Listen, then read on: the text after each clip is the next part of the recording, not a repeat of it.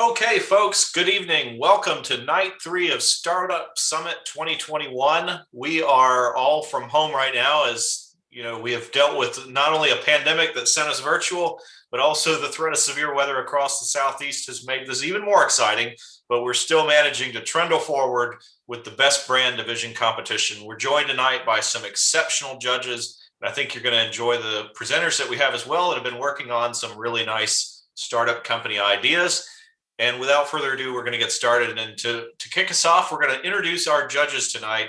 We have an amazing panel of entrepreneurs and branding experts, really, who are going to help us look at the teams that are presenting tonight. I'm going to ask them to introduce themselves and share a little bit about what they do and why they're here. So we'll start with Mr. Jonathan Williams.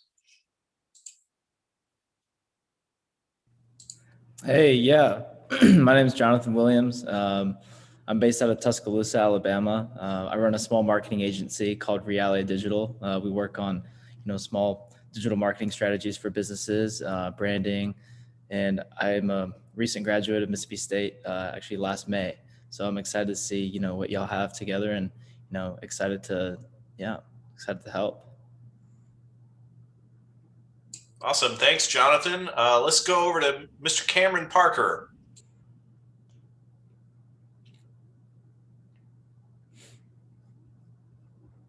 Cameron, I believe you're on mute there. Oh, there it goes. I thought I clicked it. Sorry about that. My name is Cameron Parker. I'm a third generation Mississippi State graduate, local business owner. I've got 2 restaurants and a food truck here in Starkville. Pretty much got me and my family. We live here in Starkville. I've been here for about 7 or 8 years now. Outstanding. Let's go to Anna Barker. Hi, my name is Anna. I graduated from Mississippi State studying international business and Spanish in May of 2017. I am VP and partners with another MSU graduate of a company called Glow that was actually started in the East Center. So yes, you can actually do this even after you're not a student anymore. And we make, primarily we make a line of light up sensory toys for children that help children with sensory development, but also to help them overcome stimulation issues with autism. And very excited to be here and to hear all of your guys' pitches tonight. Awesome, thanks, Anna. And moving on to last, but certainly not least, Mr. Josh Mavis. Well, the reason I'm last is because I can't end mine with a graduate of Mississippi State, but we're not going to talk about that. Glad to be here. Glad to get back to the school and love what's going on here. I own Mavis Agency, a bank marketing firm headquartered in Tupelo, Mississippi. We work with banks across the nation because banks hold our financial underpinning, and we want to do our part to make certain that we all have a healthy financial world, and they loan money to people like us that are crazy and start businesses. Awesome. Thanks, Josh. Okay, so we have, again, 4 presenters who are going to present tonight. But before we jump into our first presentation, I would be completely remiss without thanking our sponsors that make this entire week possible. We have BankTel Systems out of Columbus, Mississippi, Reed Food Technology out of Jackson, and Industry Services Co. that have underwritten as named sponsors for this event, as well as countless other private donors and people who make it possible to support entrepreneurs, the great entrepreneurs at Mississippi State. So thank you to all of our sponsors and volunteers. So without further ado, we are going to jump into our first pitch, which will be Happy & Co. And while she is getting everything set up, Anna, feel free to share your screen when you're ready. Just a reminder to the audience, this is the best brand division, which means these startup companies are based around a new or novel brand. And the teams just have 5 minutes to present, and they'll have 3 minutes for Q&A reserved for the judges. So without further ado, we'll start. Anna, when you're ready, take it away.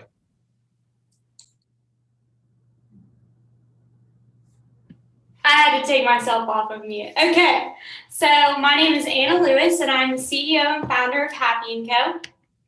I'm a senior business administration and marketing student, and Happy & Co is a brand built on the idea of spreading happiness through clothing and donations. So our mission statement is at the bottom. It's delivering smiles one product at a time.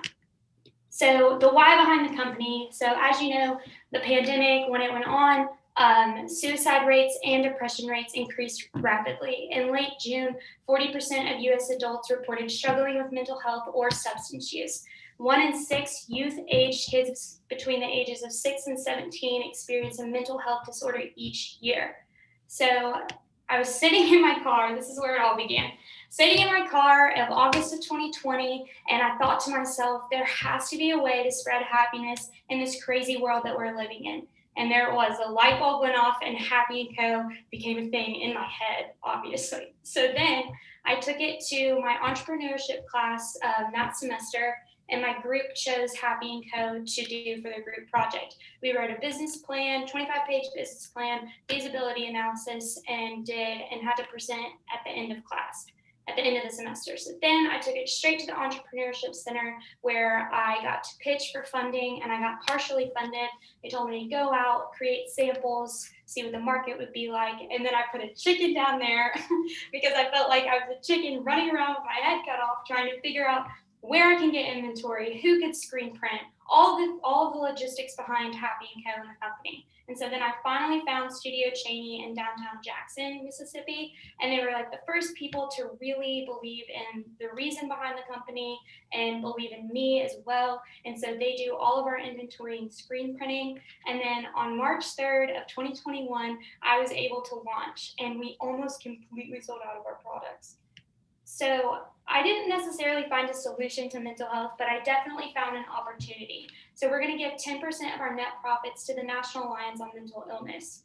And they deal directly with kids between the ages of 5 and 21, and they offer resources and group sessions and just an opportunity for these kids.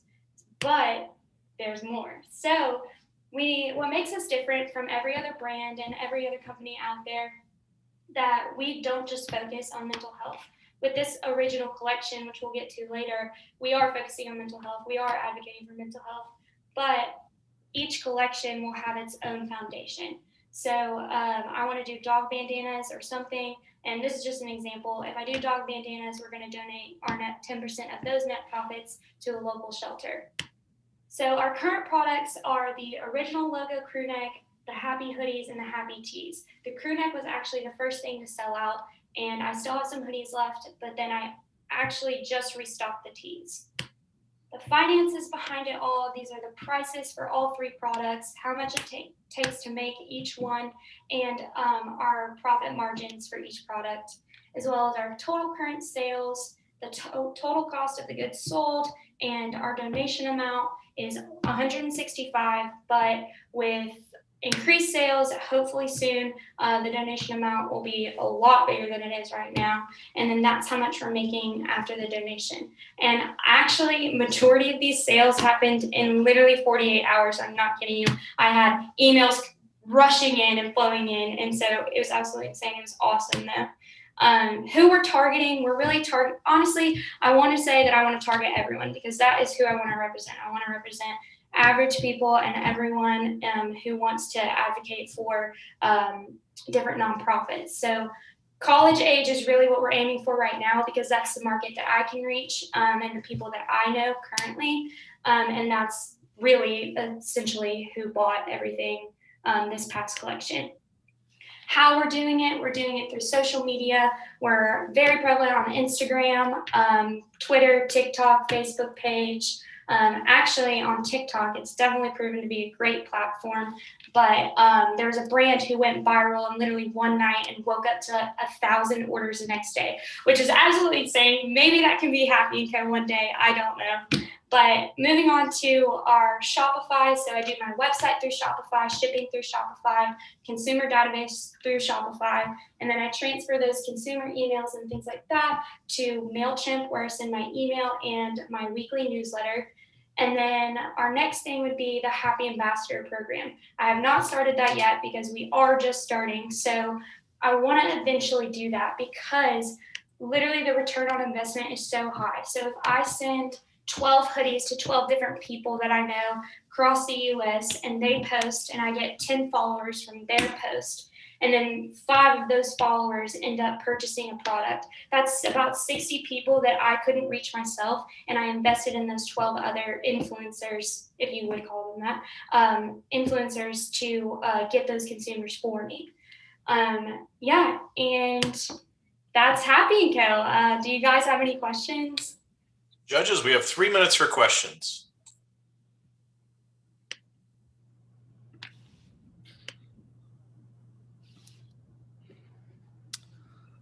All right, I'll go. Anybody else? Jonathan, did I step on you? I think you unmuted. You go first. You got it. Anna, right? Not Anna. Yes, Anna. What was the most frustrating part of this? Was there a part of this where you're just like, God, I never want to do this part of this again?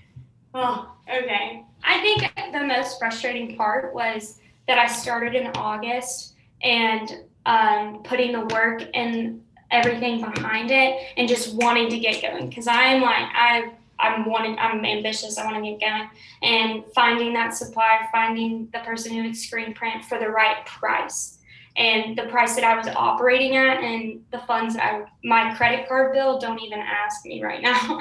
But that was probably the most frustrating part, was trying to find somewhere where I could actually purchase for what price that I needed. Well, hopefully you paid off your credit card bill with your proceeds. You didn't have to pay interest on your balance, but we'll do financial counseling later. But okay. Great stuff. Hey, Anna, I had a question. Do you have, I guess you said you were trying to do influencers, correct? Mm-hmm. Do you have, do you have a list, or kind of like, do you know which platforms you're trying to target first? So I want to do Instagram first, because that's necessary. That's like where all of like our followers are. That's our main platform right now. We only have about like 200 something followers on TikTok. Right. And so if the influencer posts, I want to be able to, oh, my Siri just went off, sorry. I want to be able to, like, if they click on the profile, I want them to see that like we're legit. We have followers, we have a website. And I just want to grow TikTok before I move into TikTok influencers. To people from TikTok that I do want to send things to. Yeah. Anna, you were saying that you got started in August, so you've been doing this a little over a year, a little over half a year in a pandemic. What is the thing you want to achieve the most in the next 6 months? I guess that would. I want to restock our current collection, because I know the crew necks. I might restock a couple of the hoodies, but I definitely want to restock our crew necks, because those definitely sold, and I want the donation amount to be a little bit higher for the NAMI chapter. And then I want to drop a new collection and just grow our following and grow the brand and the awareness of the brand. So really getting those people to, just finding those people who would actually buy it and just growing. So this summer, I'm gonna focus on Happy & Co. I got into the MBA program at Belmont, which I'll be attending in August. But for between May to July, I'm specifically focusing on Happy & Co. So just growing the brand and the awareness.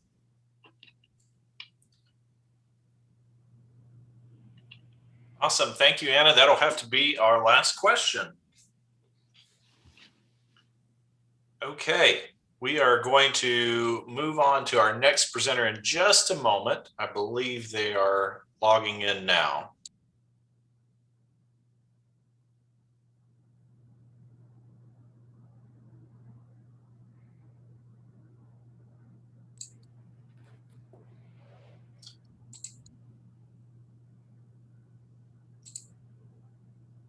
All right, and Drew, whenever you're ready, feel free to share your screen.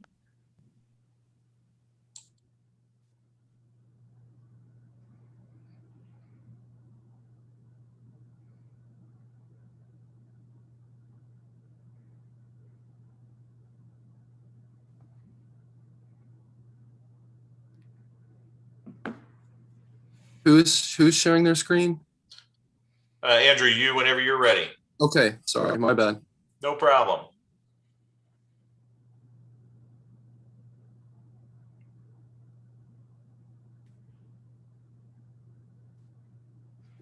Hi, my name's Drew Moran. I'm a biomedical engineer here at Mississippi State, and my startup company is Omni Organics.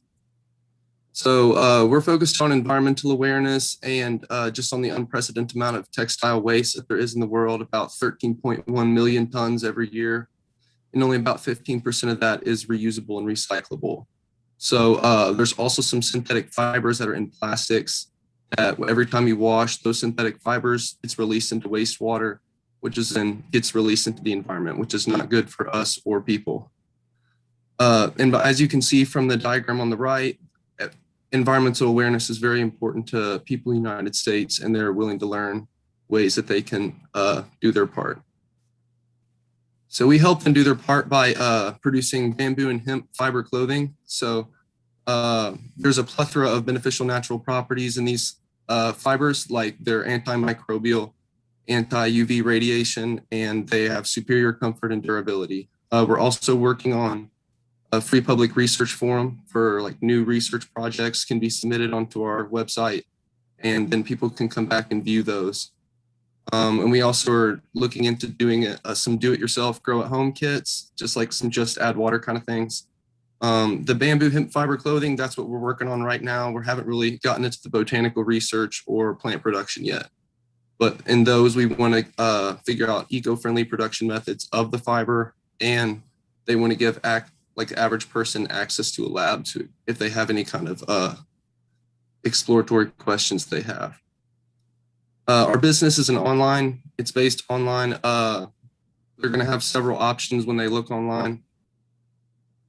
They're going to have access to our varying products. We want to be rolling out new products, t-shirt designs specifically, and then we want to have monthly featured products from like exquisite craftsmanship, like pendants, necklaces, bracelets, and stuff like that from other small startup businesses to help get them off the ground.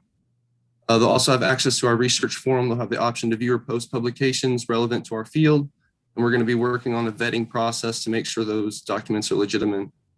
We also want to have a project application for the lab facility that eventually, if we do get to that level to build one, that people can then pay a fee and rent our lab out to use for like personal projects. In our physical locations, we want to have a growing facility for fresh products and to develop our do-it-yourself grow kits, and then our laboratory for company-based research, and then freelance projects like people can renting out our lab.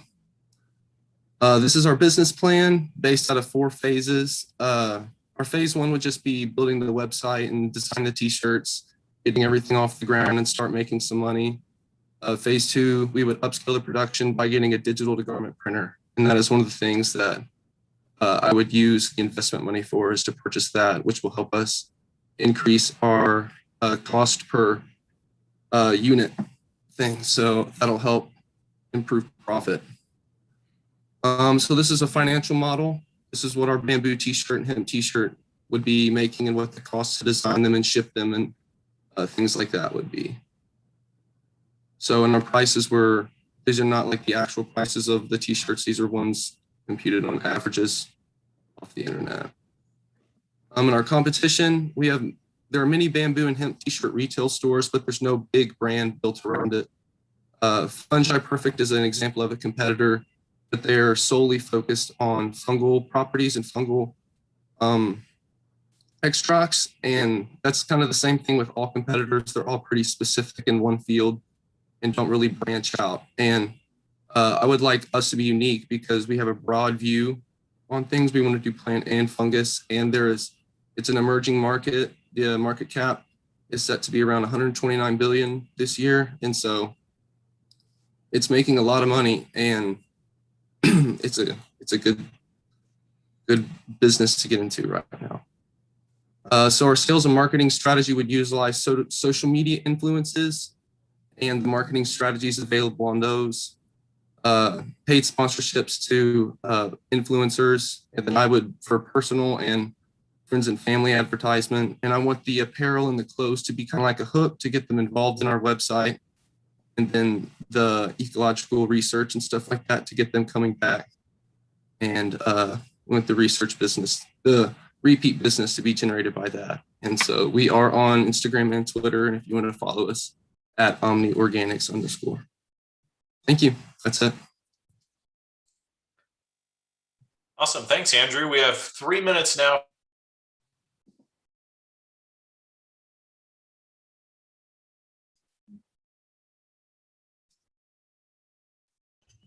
Oh, I was expecting more. Okay.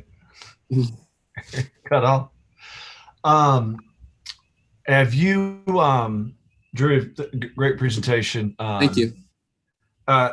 By way of question, and there's a brand, it's really strange to see this today, but that's the way synchronicity works. So I just happened upon two cotton, one's cotton recycler. Industry of All Nations is a brand that you should check out if you haven't seen it. Yes, sir. And SOS Texas, Save Our Soil Texas. Okay. And they're an organic cotton producer, but with an environmental bent. Really strange. Gotcha. Yes, sir.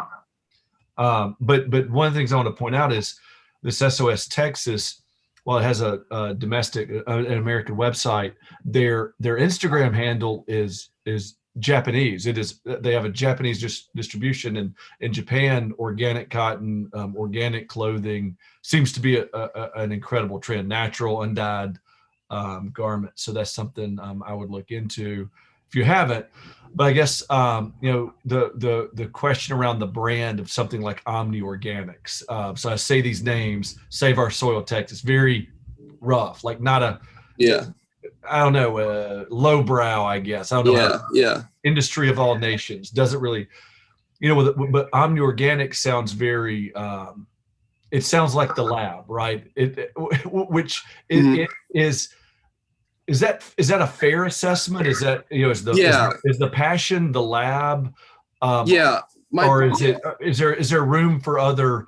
Since this is a brand competition, I go to comparison. Omni Organics may not sound like the next trend versus Industry of All Nations and Save Our Soil. Is there room to move around and this be a parent company? Or I guess, I don't know, I'm not doing a good job of asking a question. Take all that and your response. No, I'm completely open to any suggestions and anything like that. This is just something that I've been kind of passionate about recently. And the t-shirt design was just kind of an initial way to build income up to the lab, like you said, kind of.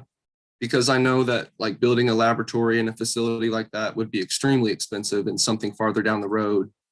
But using like the apparel thing as like a hook for people to get involved with the company before we establish that. So then hopefully they'll be more aware and want to engage more in those things when that happens.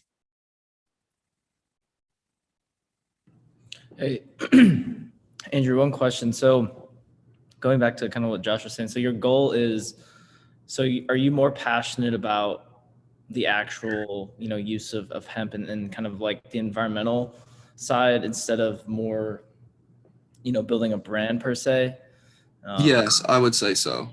Okay.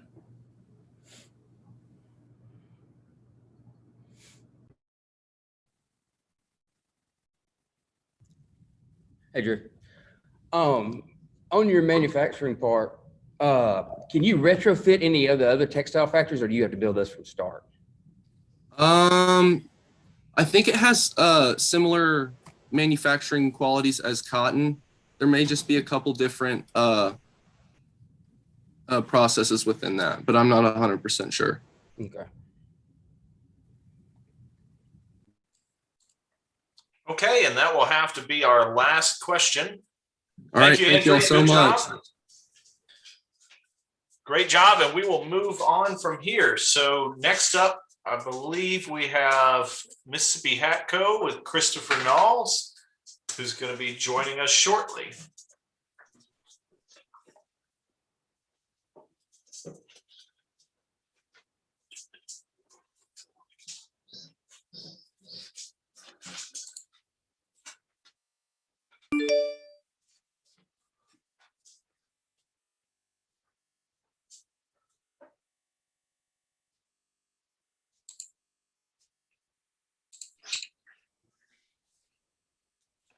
Hello. We got you. Take it away whenever you're ready. Hey, can you hear me? Can you see the presentation that's up? We can, yes, sir. All right, I'm doing it off my phone, so please forgive me for the technical difficulties. Well, hello, everyone. I'm Christopher Knowles. I'm the owner and founder of the Mississippi Hat Company, the hat company of the South.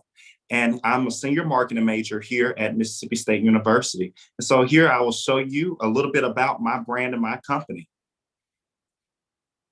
So the Mississippi Hat Company, we started our company about 3 years ago now, and our company has grown tremendously just from not being only in Mississippi, but literally from everywhere to New York, from the East Coast all the way to the West Coast and the Californias, with hundreds of clientele now. One of the problems with our company that we wanted to really face, but there were no hat designers here in Mississippi that produced the quality hats, the nice hats, Kentucky Derby styles. I said, we need our own here in Mississippi.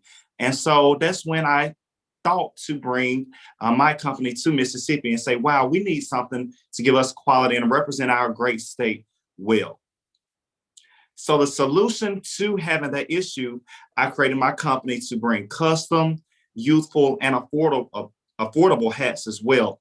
Many of my clients complained prior with other designers that were out of the state that their hats were too expensive, and they were nice, but they were too expensive. So I said, what can I do to bring a quality hat at a good price that I can reach all different ages? And so that's how I really started my company, with those things in mind. And recently we have been very successful in creating the quality hats with giving everyone a youthful look and being very affordable as well. So our ideal customer is the women of the Church of God in Christ. Church of God in Christ is a Pentecostal denomination that has over 6 million members, and they have various conventions throughout the year where you have thousands on thousands of women wearing hats, and these women spend tons of money on hats. I've known some other designers leave the convention making well over $80,000 just in a week, just from selling hats. Another one of my biggest targets is young women. I have recently launched a campaign called You Do Not Have to Look Old and Wear a Hat. And it has gained so much attraction from young women. As you can see pictured right here, this is Ashley Barnes. She was on BET. She was the Sunday Best, one of the Sunday Best contestants. And there she is in one of my hats. And I've had down here the Clark sisters, they're one singing group that has gained a notable efforts and achievements all across, honestly, the world. They recently had a debut on Lifetime Movie Network, and I was glad to be a part of the collaboration with designer Robert Craig in getting them dressed for a lot of their events that they have been on national TV for. And so they just recently had debut on Lifetime. And here is the convention, one of the Kojic conventions that I sell at a lot of times, and they are also a part of that organization. And I also have branched out into doing many Kentucky Derby styles, for women in the Kentucky Derby or interested in going to the Kentucky Derby. And as you may know, in Mississippi, we do not have many people that have, products for Kentucky Derby. And it has been very successful selling those. Our sales and marketing strategy, we use social media heavily. I recently just launched a sale on fascinators. I believe I launched it last Wednesday or Thursday. And by that Friday, we had made well over $1,000 in profits just off of the sale on our smaller hats, our smaller pieces. Many of our posts get many engagements, typically in the thousands of engagements with our posts, and they go around. And one thing that we do a lot of features. Our company has been featured. My company's been featured on a couple of different features with different celebrities, including gospel artist Kim Burrell. We were featured with her this past July. We were featured with stylist Jay Bolin, a renowned stylist in Dallas, Texas. He featured our company on one of his Instagram broadcasts, which brings us a lot of engagements and a lot of action to our pages on social media. And we also do collaboration with other designers, such as Robert Craig, the one who designed all of their outfits for different groups and different people, different preachers' wives. So we do a lot of collaboration and doing a lot of techniques that really seek the need and fit the need and fill the needs of our customers. I recently launched another campaign. It was called, it was one dealing with I don't have to look old, but that campaign was actually You Do Not Look Old Wearing Hats. And I had many young women from Atlanta, from California, from Texas, wear my hats and show that you can be very fashionable while still wearing a hat. And it went very well. I had tons of orders come in just off of that. One of our competitive advantages is that our price range is below the market price, and we're still making a great profit. As you can see with many other designers pictured here, like with Shelley McDowell, her hats are $600. Right here with the Hat Girls, their hats are $395 and vary at $600. And we seek to keep our pricing a bit cheaper than that. So it typically costs us for smaller fascinators anywhere between $25, $30 just to make the small pieces with supplies. And we typically sell those within $150 to $175 in comparison to our competitors that sell smaller hats for $300. And Chris, if you can see where that'll have to be time, my friend. All righty. Thank you. Judges, we'll go into Q&A, and we have 3 minutes for Q&A.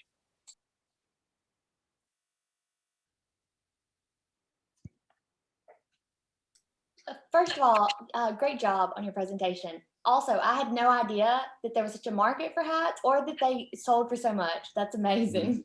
But you did a great job. And it sounds like you had a lot of early success. So the first thing I wanted to ask, do you design all of the hats, or do you have some people that work with you on designing them? I typically design all of the hats, but recently, because of massive production, I have been reaching out to some of my other designer friends. They've been helping me design some of my hats lately. They have. But most of the time I hand design each one of them. But I have been delegating that because our business has been expanding.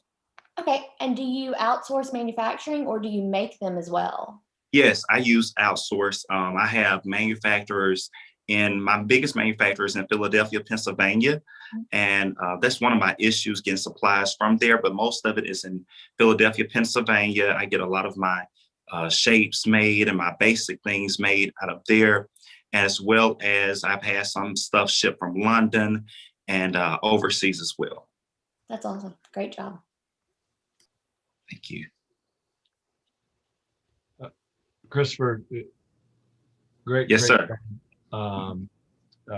Really impressive what you've been able to do. My question, well, one that you don't have to answer, it can be rhetorical. Why don't you go up on your prices? But we'll leave that for another day.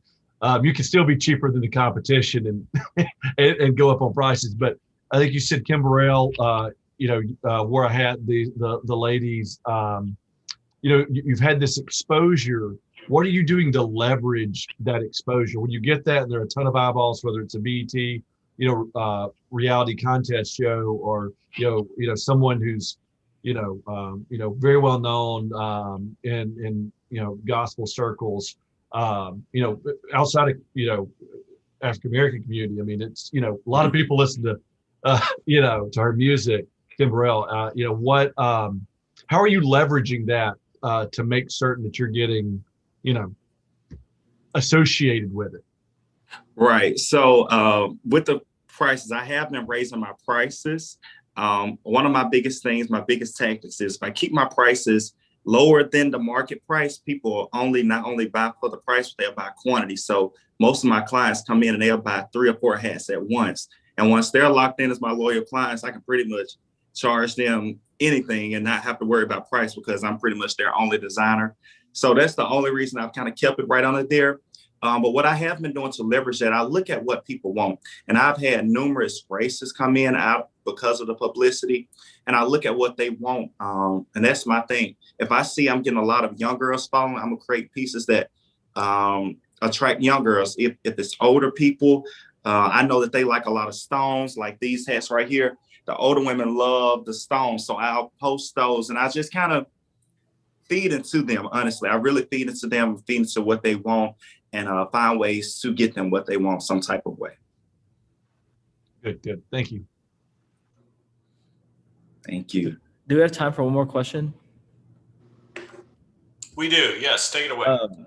Yeah, Christopher. Man, congrats. This is awesome. I remember hearing your pitch last year.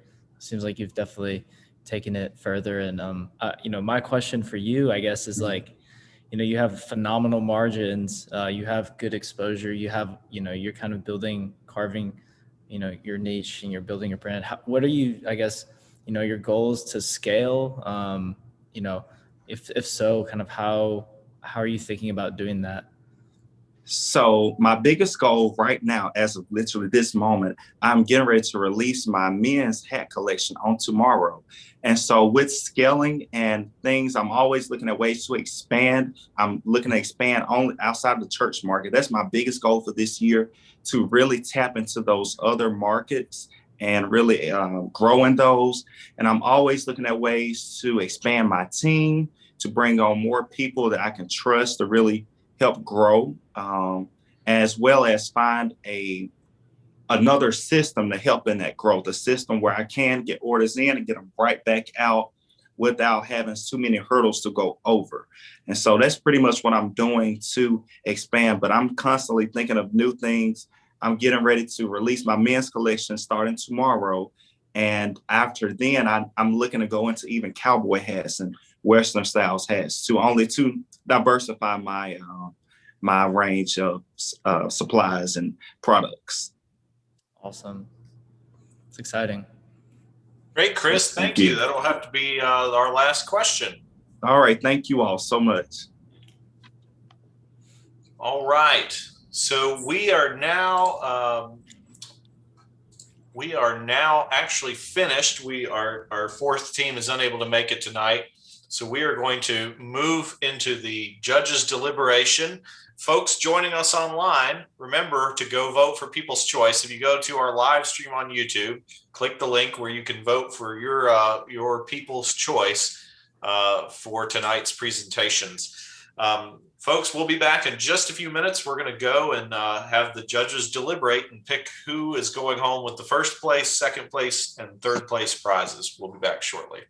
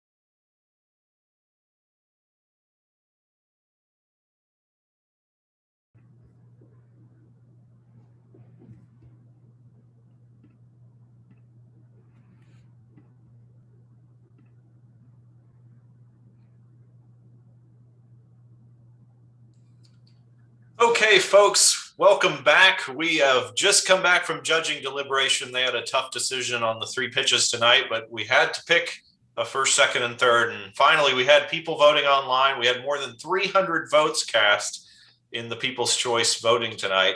So before we announce our winners, again, we'd like to thank our sponsors, Banktel Systems, Industry Services Co., and Reed Food Technology down in Jackson, Mississippi. I'm going to let our judges give some final parting feedback across all the team pitches that they saw tonight. And we'll start with Mr. Josh Mavis. What did you see tonight? One, I saw a lot of excellent presentations, 100% across the board. You guys all did a fantastic job.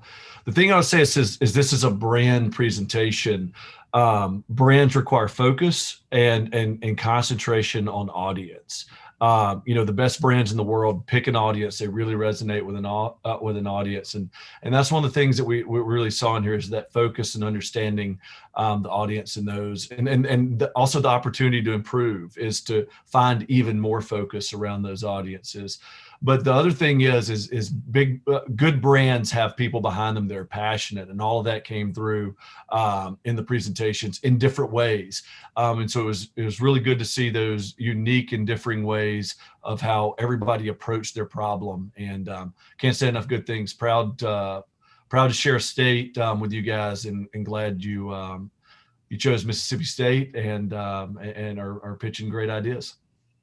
Let's go over to Anna Barker. Your thoughts. First of all, thank you guys for taking the time to do this. I know we're in the middle of a pandemic. I also know the weather's bad. There were certainly a lot of excuses to back out of this or to put it off. So thank you guys for coming and letting us hear from you tonight. Also, I commend you on being in a competition that's about branding. We're in a time when more information is being thrown at us than ever, and getting into the environment of branding and trying to create something that stands out, I think can seem incredibly daunting and overwhelming. So I commend you all with the efforts that you've made and with sticking with your concepts even while being students. So great job. Thanks, Anna. We'll go to Mr. Cameron Parker. Thoughts on tonight?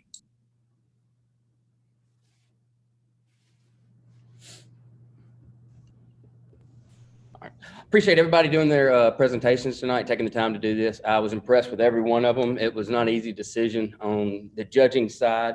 I think each one of y'all, I know it's hard enough to be a student, much less a student and start a business at the same time and launch these things. I think y'all did a great job and wish y'all good luck in the future. Thanks, Cameron. And finally, Jonathan. Yeah, everyone, congrats and great job. I mean, I'm just a year older than most of y'all, if not the same age. So I'm still learning, and I'll tell you, being, pursuing something that you're passionate about and really focusing on it and perfecting your craft is so important. And so I really commend y'all, and, I'm so grateful to be a part of, the Mississippi State alumni and part of the E-Center too. I mean, this is a phenomenal program. And so, everything that's going on here is great. And I'm so happy to be able to give back and just, share feedback. And, my advice is, I guess, just keep focusing and working and chopping away at the problems. So. Awesome. Thank you. Okay. The moment we've all been waiting for, announcing the winners tonight. And before we do that, I would just want to say to everybody who's presented, of course, and considered presenting out there, listening to the audience, the fact that you present and the fact that you put yourself out there already makes you a winner. So make sure you do the most important thing, which is to keep going. It's about taking the first leap and keeping going and actually trying to start a business. That's what we're about at Mississippi State's entrepreneurship program. And we hope that you take the leap of faith and recognize that in the room tonight, virtual room tonight, you have an audience of people that are supporting you and are there to support you along your entrepreneurial journey. It's truly a family. All right, moving on to announcing our awards. We're going to start with People's Choice tonight. Anna Barker's going to announce it for us after over 300 votes tonight. Anna, who gets People's Choice tonight? The People's Choice winner is Mississippi Hat & Co. So great job. All right, awesome job. Congratulations, Mississippi Hatco, on People's Choice. Moving along to our third place winner, and that's going to be announced by Mr. Jonathan Williams. Yeah, so third place goes to Omni Organics. So congratulations. Congratulations, Omni Organics, on third place tonight. Second place is going to be announced tonight by, lost my note here. It's me. Cameron, yes. Take it away. All right, I am happy to announce that Happy and Company came in second. Congratulations, Anna. Awesome job. Congratulations, Happy & Co. on second place tonight.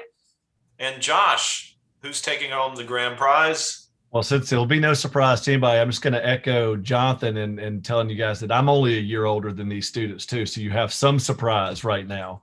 It's Christopher with Mississippi Hat Co. Congratulations and great presentation. Job well done already and a ton of potential too. Great job to everybody else. Awesome. Congratulations, Chris. Appreciate your pitches, everybody, tonight. Thank you, judges, again for your time, and everybody who's volunteered this week for Startup Summit and the Mississippi entrepreneurial culture in general. Folks, thanks for joining us online. If you're interested, stay tuned at 7:15 tonight, barring any weather disruptions. We're going to have our new Product 2 division competition on this same live feed. Stick with us. We'll be back in a bit. Thanks.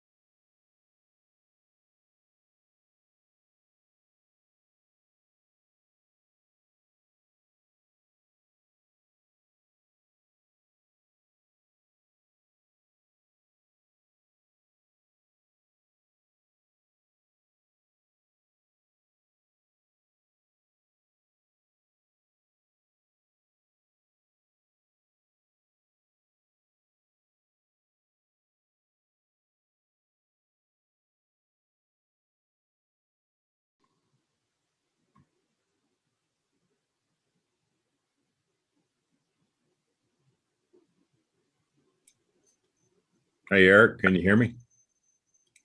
Sure can. Hey, boys. Hey, Eric. Hope you all are doing well. Hey.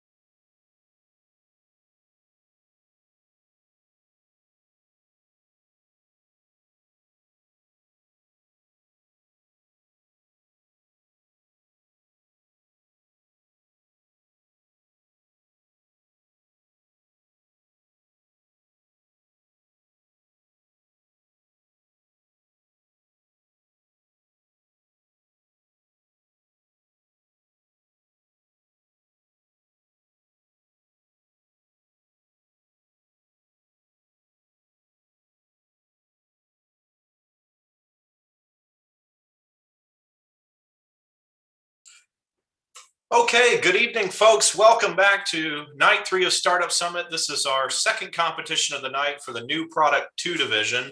We have some great presenters lined up and some fantastic judges that are going to help us evaluate them. Hopefully you're able to join us online. I will say, first our competition went all virtual for coronavirus. Then we get this crazy thunderstorm tonight that is, dumping heavy rain and whatnot on Starkville. So hopefully our feed will continue. We're all of the mindset tonight of we're just going forward anyway. So hopefully if our feed cuts out, bear with us. We'll try to get it back up. But I know you won't want to miss tonight's presentations. Before we get started on introducing our judges, I first have to give a huge thank you to our sponsors that make Startup Summit 2021 possible. And that is our BankTel Systems out of Columbus, Industry Services Co. out of Alabama, and Reed Food Technologies out of Jackson, who made this week possible. Over the course of the competitions, we'll give away over $30,000 in prize money to aspiring entrepreneurs here in the state of Mississippi. We had over 46 teams apply this week, and it's been a really fun, exciting time. So without further ado, I'm going to introduce our judges, and we'll start right down the row. Mr. Jim Lowry, welcome tonight. Love to hear a little bit about yourself. I guess first I need to unmute myself, right? So, hey, good afternoon, everybody. My name is Jim Lowry. I'm a 1994 Mississippi State grad from chemical engineering. I work with a company called M-Trade out of Oxford, and we provide software to the secondary mortgage market. And looking forward to hearing the pitches. Thank you. Okay, next up, Mr. Wes Bowen. Welcome. Thank you, Eric. My name is Wes Bowen. I'm a 1994 graduate of Mississippi State with a degree in accounting. Then I went to Ole Miss and graduated law school, and now I practice in Tennessee and Mississippi. I have a firm named the Harvest Group. We do economic development work and help large corporations build manufacturing facilities around the world, mostly focused on that. I also have a private equity firm. I've started and sold and bought pieces of several companies, so very familiar with that process. And excited to be here tonight to hear the presentations. Thank you. Awesome. Thanks, Wes. Daniel Harrington's joining us as well. Daniel, welcome. Hey, guys. Thanks for having me. I'm Daniel. I'm an electrical engineering graduate and a Hatcher certificate holder from, graduated in 2011. I am a product manager now focusing in AI and machine learning for a company called Vroom. We buy and sell used cars and deliver them to your door. I have raised and closed lots of startups. I think I've raised 4 times now at varying degrees of successes. Really excited to see what you guys have to pitch today. Awesome. Thanks, Daniel. And last but certainly not least, Mr. Boyce Adams, welcome.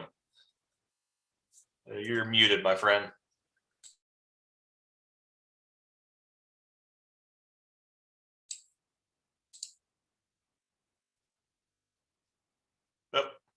Boyce, you are muted. How's that? Hey, can you hear me now? We got you. Yes, sir. Hey, sorry about that. Boyce Adams, Columbus, Mississippi. I started BankTel 28 years ago, a fintech company and financial services. We sold it in 2019 to venture capital led another big fintech that we're still invested in, seeing that grow, continue to grow. Graduated in 1980, a marketing degree. Before that, I'd started two companies that went broke. So I've learned from the hard side. It's not easy. I mean, it's a passion you got to have, and I love it. But anyway, glad to be here. I appreciate everything Eric's doing, and it's great to be here. So let her roll. Awesome. Thanks. Okay, audience. So tonight, the new product team participants, these are folks that have started an idea. They should have some form of a product put together, and they are going to tell you a little bit about how they're going to take it and reach the market. The teams have 5 minutes to present, and then our judges will have 3 minutes for Q&A. Our first presenter tonight is the DTT app with Natalie Hughes. And Natalie, when you're ready, feel free to share your screen, and we'll turn it over to you. All right, thank you, Eric. Let's see.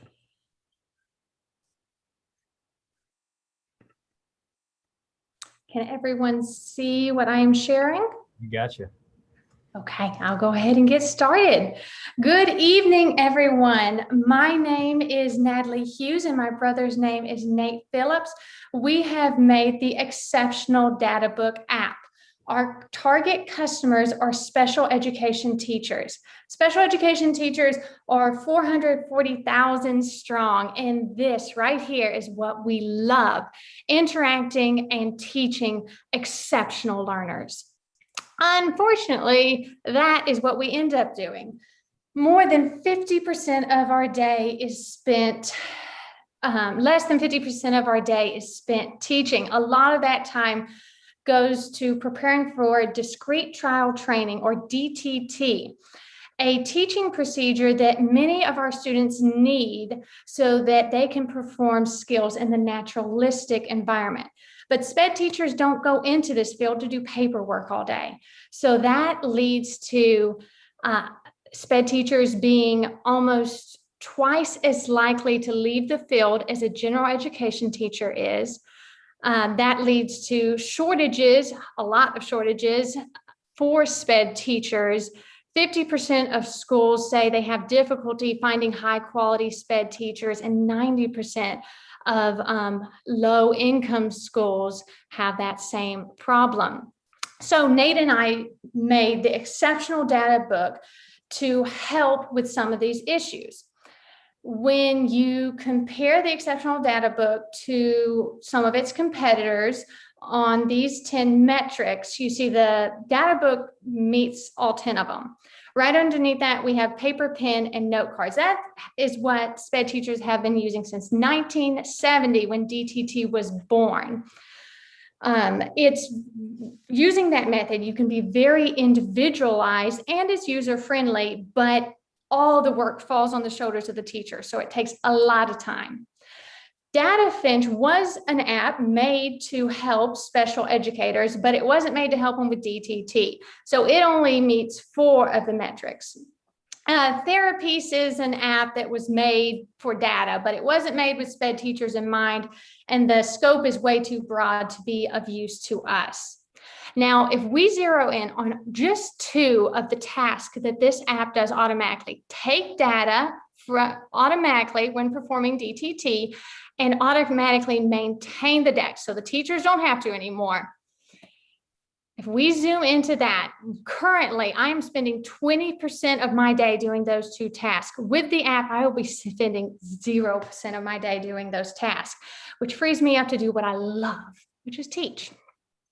So what are my other fellow educators saying as I present this idea to them? Devin Jaffe said that she has spent hours scouring the App Store for something like this, something to make DTT easier. Gina DeStefano said, when can I buy it? And a new SPED teacher in my district who admitted to never using DTT before because she was so stressed and just didn't have time, said that this app would be a game changer for her. So let's talk money and marketing. The education world loves conferences. So we want to take advantage of that and get in front of as many districts and SPED teachers as possible across the US by presenting at conferences. There are also many SPED teachers who are influencers.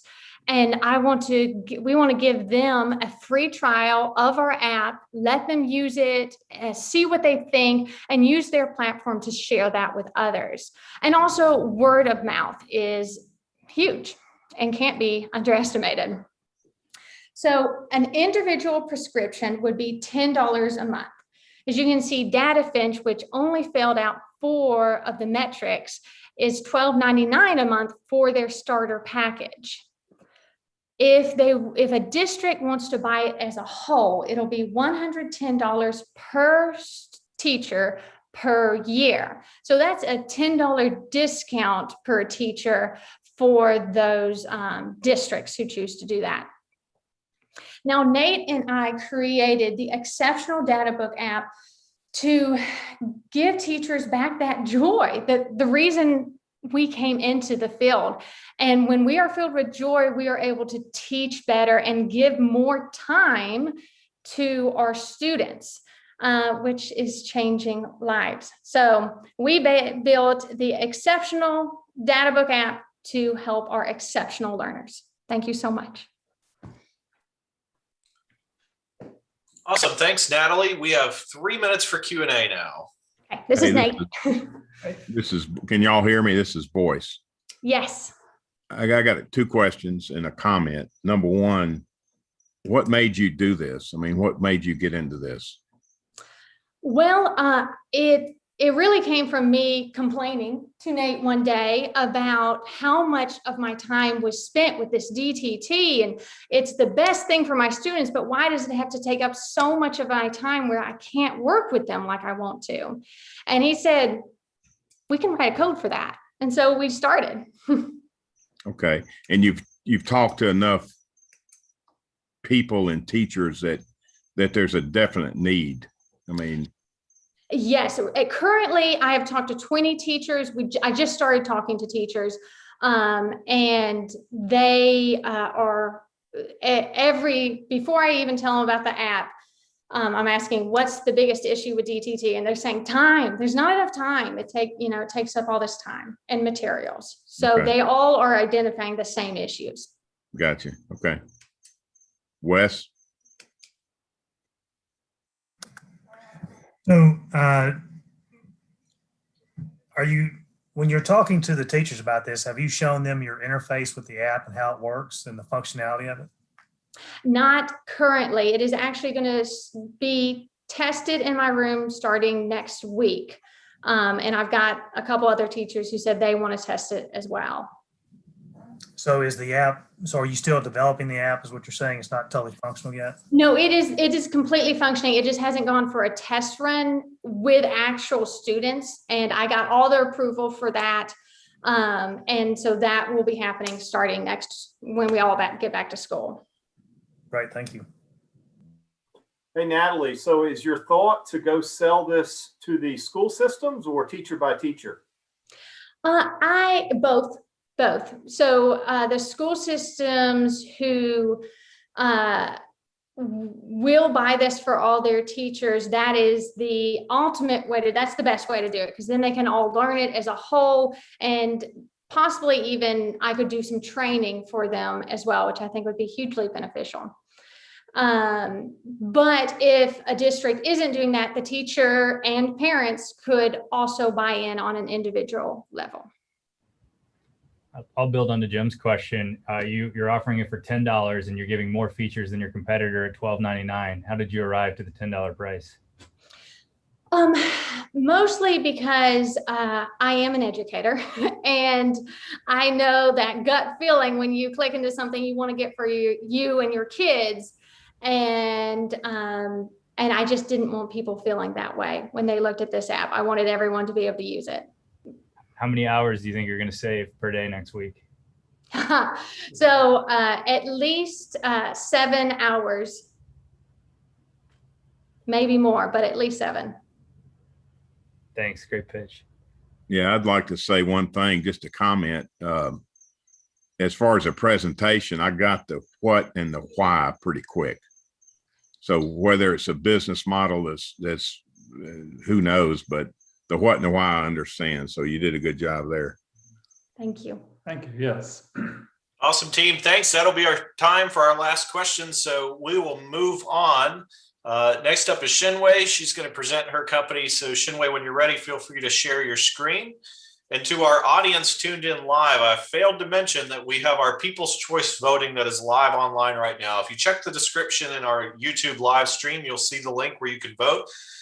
Invite your friends. You can vote as many times as you like and pick your favorite team tonight to win $250 of the People's Choice Awards. So Shinwei, whenever you're ready, feel free to share your slides.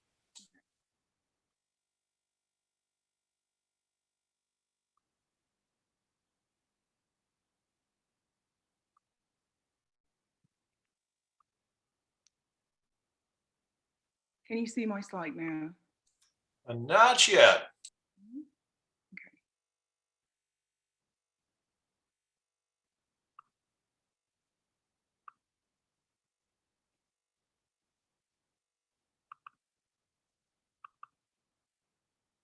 Okay, what about now? I don't think we're seeing them just yet.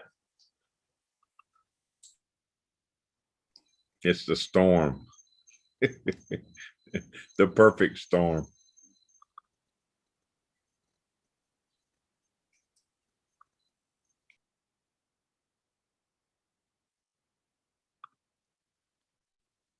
Okay. Can you see it now? We can see you, but not your slides. Oh my gosh.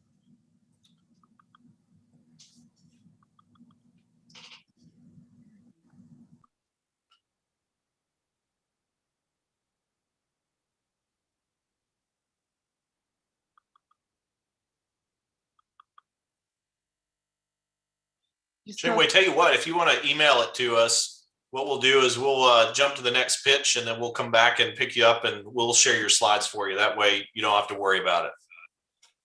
Okay, thank you, Ray. No problem. So if you pop me an email, we'll move on to our next presenter and we'll come back in just a minute. And that's going to be, let's see, Timothy Wunrow with Mesotech. Timothy, are you on the line here? Yes, sir. Awesome. Whenever you're ready, feel free to share your screen.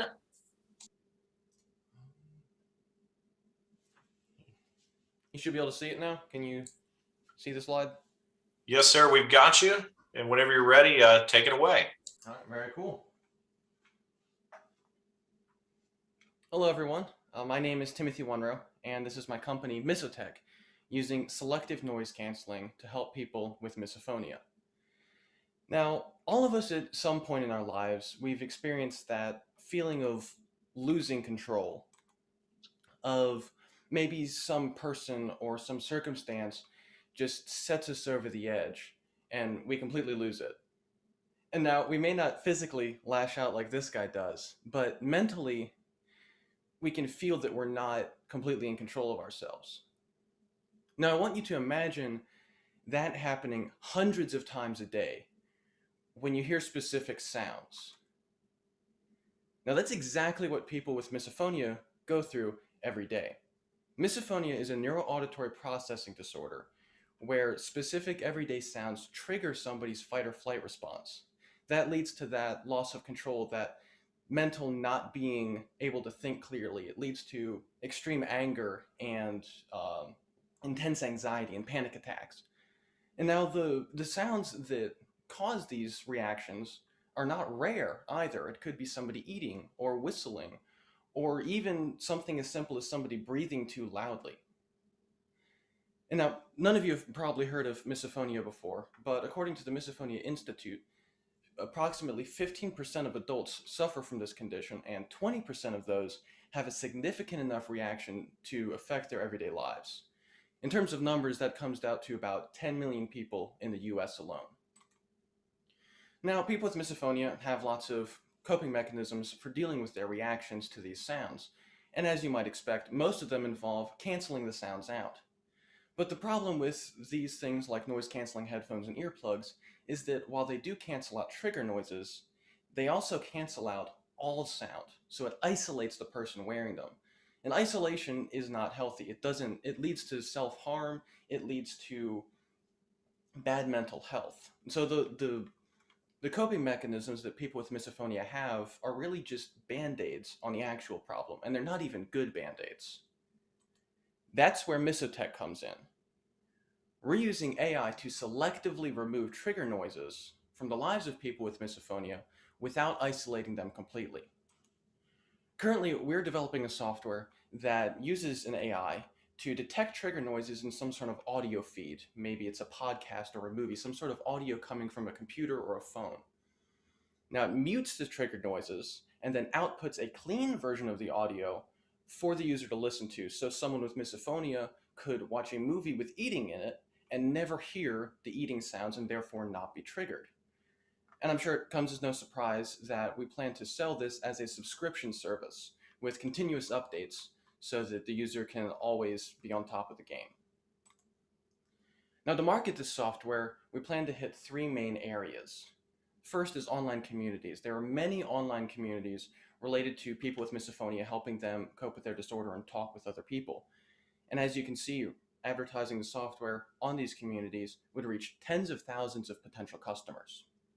News and media outlets have been very effective in helping people learn about misophonia. In fact, that's how most people figured out that they had it. And so advertising the software there would reach those same people with a tool that they can use. The most important, in my opinion, is the medical community.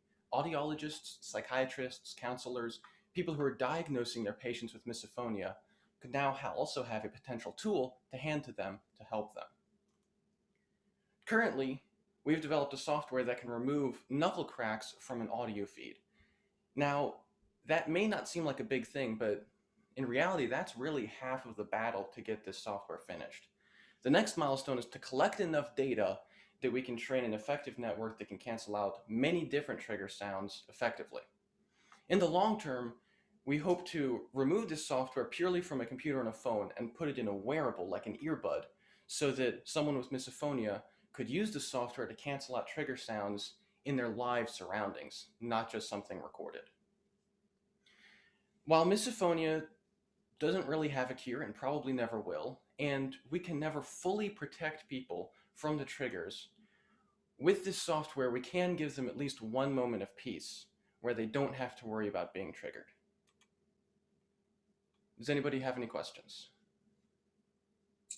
We have 3 minutes for Q&A. Hey, Timothy, I've got a question. Boyce here. You're telling me if Wes heard a sound like scratching a chalkboard with the fingernails, that he would go berserk. They couldn't stand it. Pretty much. Is that certain? Is it just an individual sound that somebody would? It could be a tire screeching or a gear grinding, or you're saying anything like that would cause. And Jim may have some other sound that would drive him crazy. Yeah. Oh. So I have this disorder, and so I'll just give an example from my personal experience.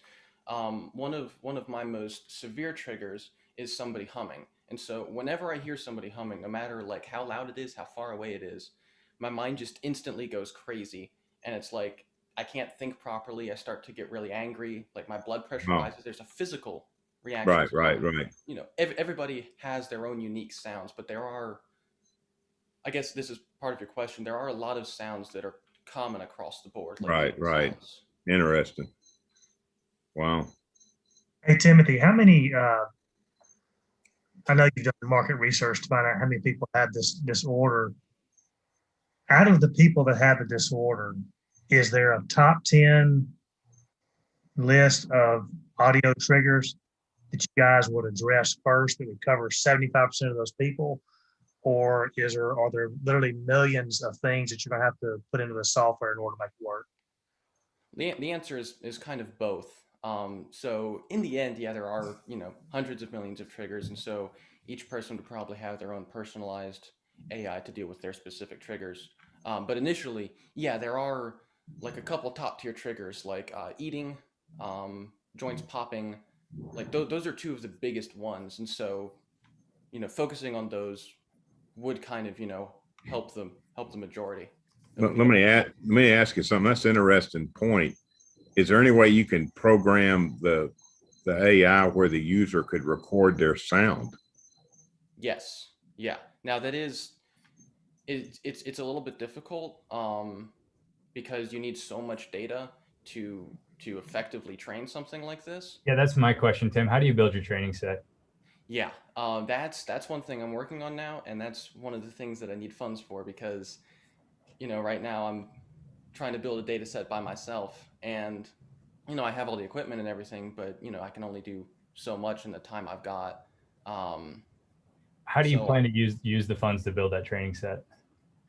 I'm hoping to either use some sort of site like MTurk, possibly, or if I can find a company that does data collection, just kind of exclusively, outsource to them.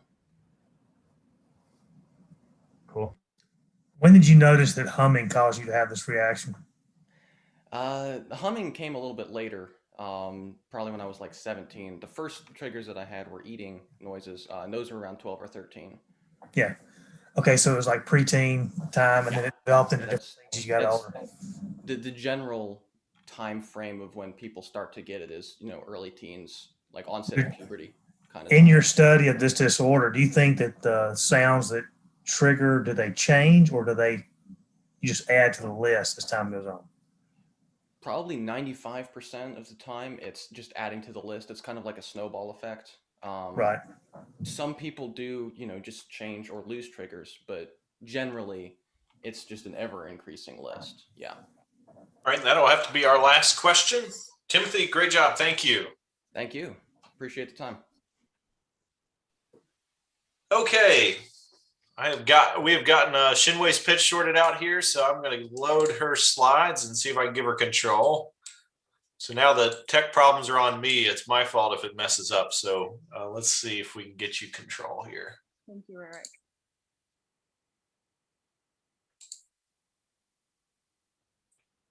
And whenever you're ready, take it away.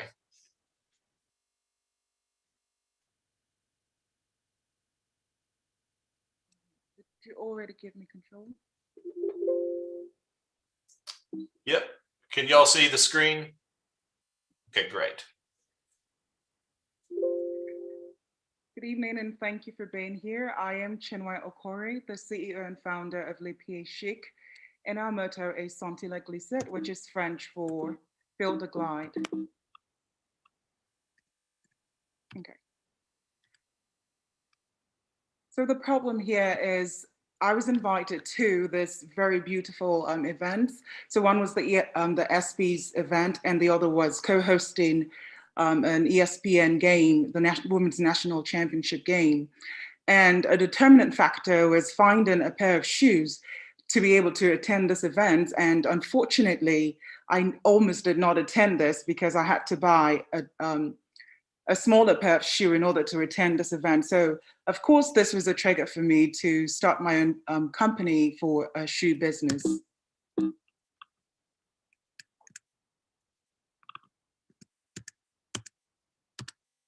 This control is, okay, so another problem here is when you look up the women's size 14 pair of shoes, these are the options that you're limited to, or you have to adhere to the ICE strategy, which helps to expand the materials in order for you to fit in the shoes, which often is not necessarily a solution at last. But Le Pied Chic is bringing to you a solution that's going to last, because we're providing you with variety of designs, providing you with a 10 to 14 shoe availability, ultra feminine and sexy pair of shoes that fit and suitable for seasonal wear. And also, these are just a couple of the designs. At this moment, we've got 32 designs right now. And the target market is, of course, from the size 10 to a 14 pair of shoe, but also we're looking to cater to professional students and overseas market as well. And what's very interesting here is that the shoe industry is growing by 5.5% annually. And so there's definitely room for me to succeed in this business, in this industry, when you look at that. Now, for our revenue streams, we're looking to use the VIP memberships. We're also going to use the Shoe Closet online, pallet subscriptions, and of course, social media, because everyone is now using social media as a way to reach out to their clients, and it's proven is a great success. Our current development right now is launching our 5 designs. Well, it will depend on the seasons that we're at, but we've already selected seasonal designs, which will total to 5 designs. And while our ambassadors are waiting for the batches to be produced. Our competitors, well, even though these competitors have their presence already in the shoe industry, they're lacking what we call our advantage over them, because we will offer our customers the 24/7 online palette and a design variety, and also shoes of quality, and which will come with a size 10 through 14. With our marketing strategy, we'd have a social media platforms, as I said earlier. We're looking to go into the African and Europe shoe market too, because that would cause us to become broad as far as beat exposure, and then meet and greet social events. And with our sales and partnership, we're going to use a direct to customer sales, and then go use Amazon to also sell our products, and then use a wholesale and distributor avenue as well.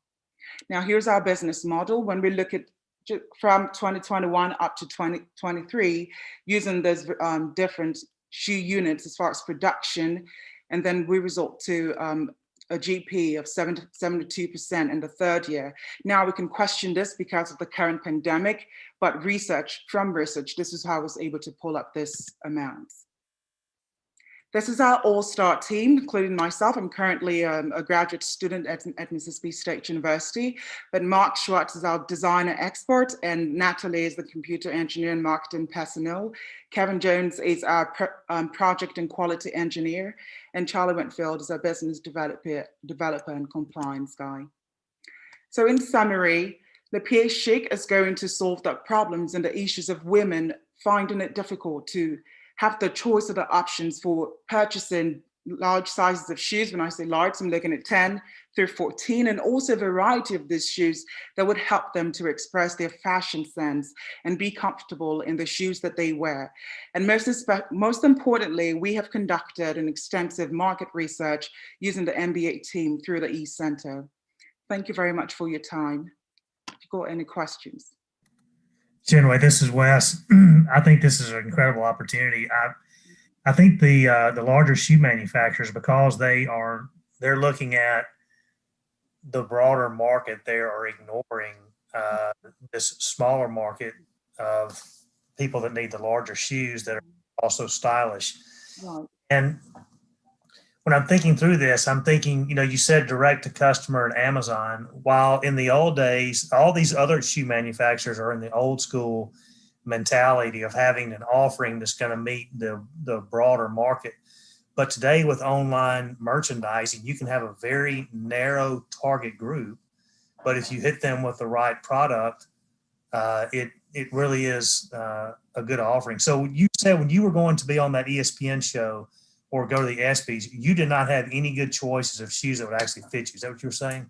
I did not. That's correct. Well, I had the options of wearing tennis shoes, but with the ESPYs event, it's a very formal event where you have to dress, wear a nice dress or a nice pair of shoes. So I didn't have the option of wearing a tennis shoes, and I could not say no to that event. If I had to go without a shoe, if I had to go barefoot, I was going to that ESPYs event because it was a once in a lifetime opportunity, but I purchased the smaller pair of shoe, and I made sure that it wasn't toe covered.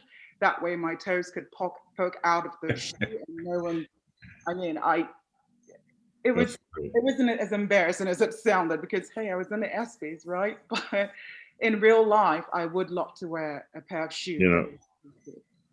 I'll give you an example. The even men's shoes, I wear 12.5 regular, and you can't find it. I mean, they stopped making half sizes at 12 for men.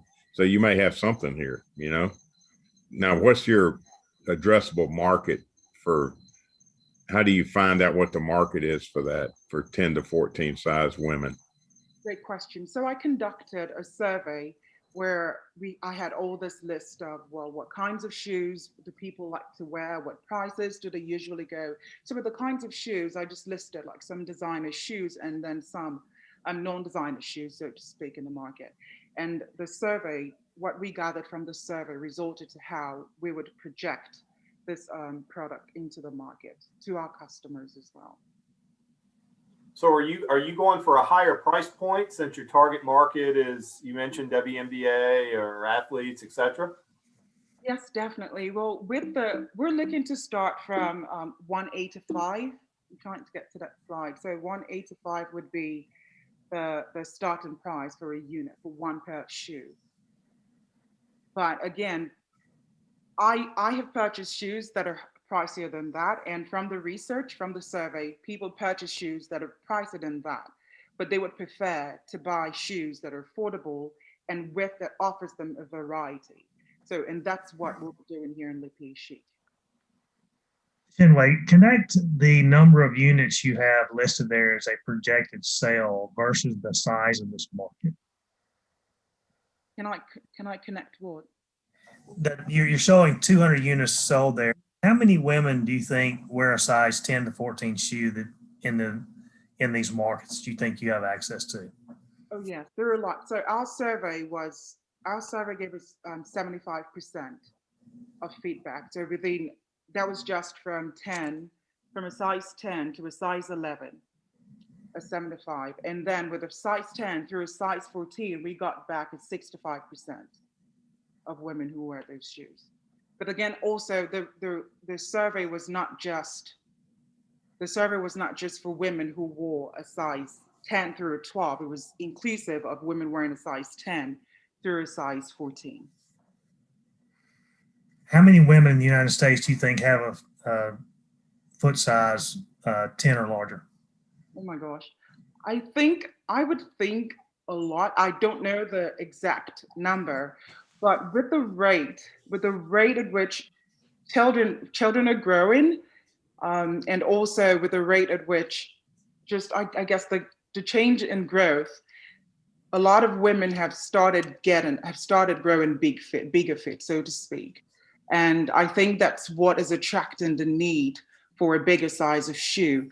While there are shoes that are called unisex that men and women can wear, but I think, speaking from experience, I would want to wear a woman's shoe that's strictly for myself, for a woman, that is stylish, that expresses my fashion sense, that is sexy, and that suits every event. So let me ask you this: if there's 175 million women in the country, would you say 10%, 15% are that size?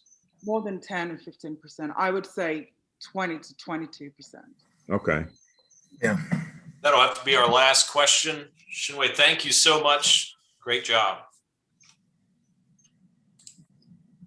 Okay, and our next presenter is going to be Stone Vincent. Stone, are you there? Yes, I'm here. Can everybody hear me, see me okay? Weather's getting kind of crazy here. Sure can. Whenever you're ready, feel free to share your screen. All righty.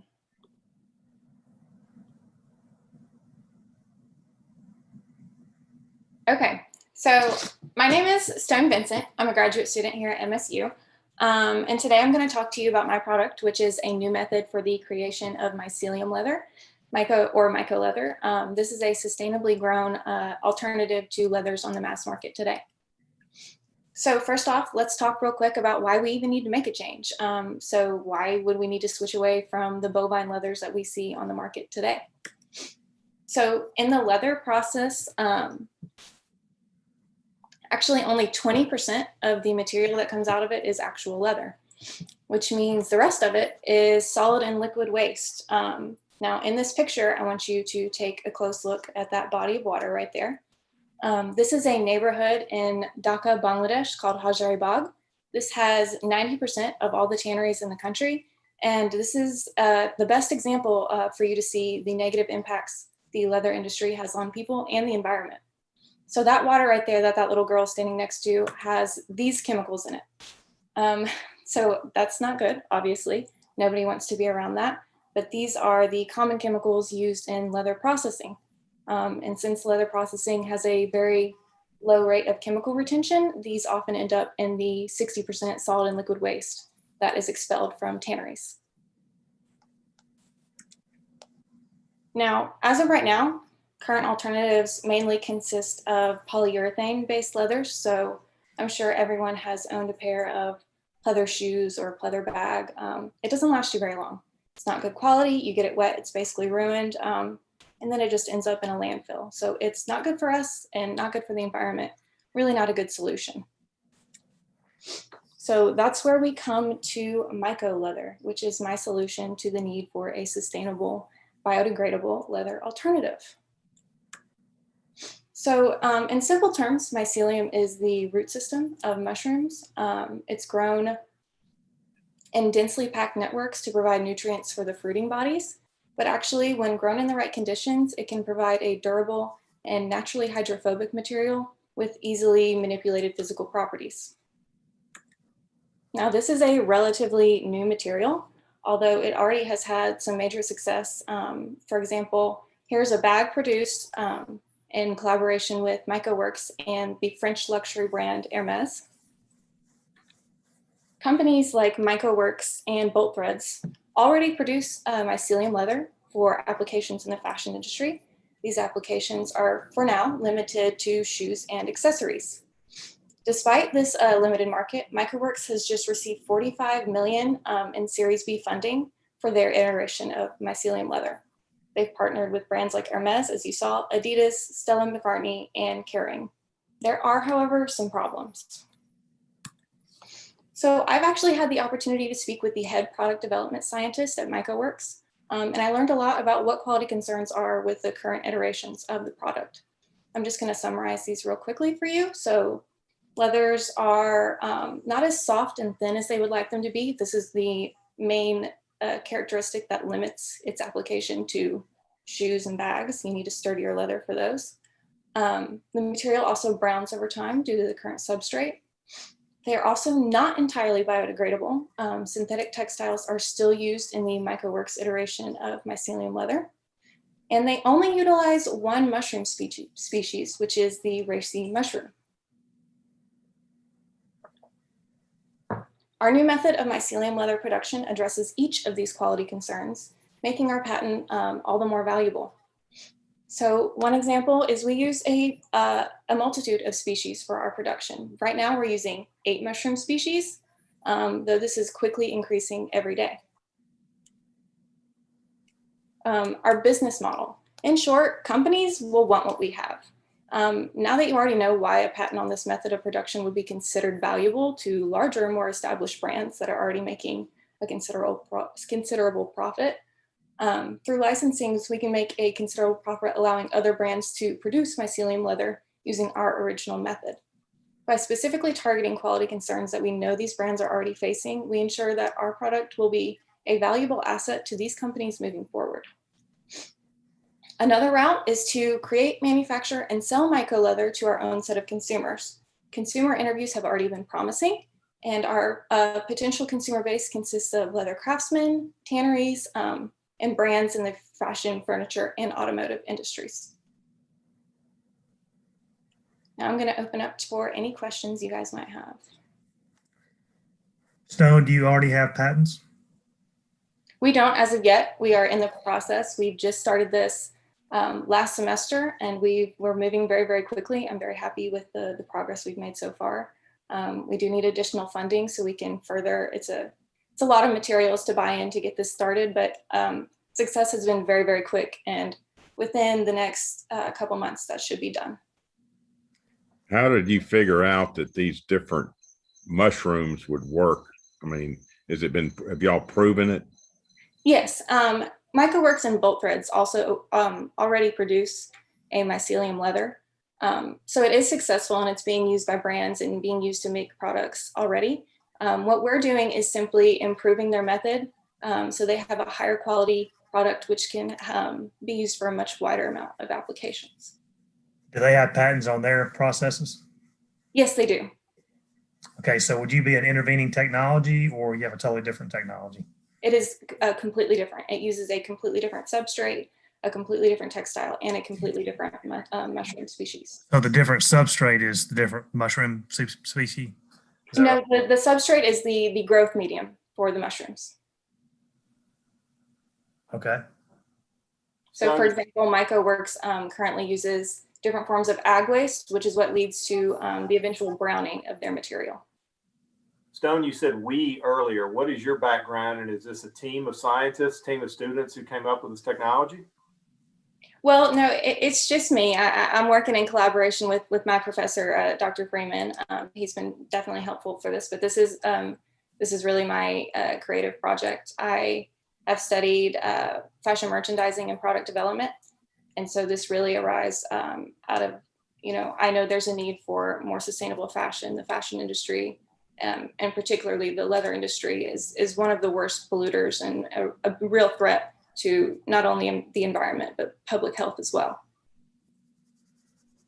So I remember when MycoWorks raised last year, and I remember they were only using a single form of mushroom, the reishi mushrooms. Mm-hmm. How much more expensive or time consuming is this process than I didn't know they had to deal with Hermes now. How much more expensive is this process?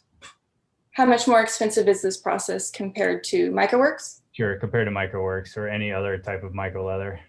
I don't know their exact expenses, but our method is much simpler. It involves less transfer of the mycelium. It's basically a one and done solution. So I would imagine it would be significantly cheaper. What are you seeing in the fashion industry as far as brands adopting leather that's made from fungus? Well, as I mentioned before, there's collaborations with Hermes. I know that Bolt Threads is currently working with Adidas to come up with a tennis shoe that's entirely based out of the mycelial composite.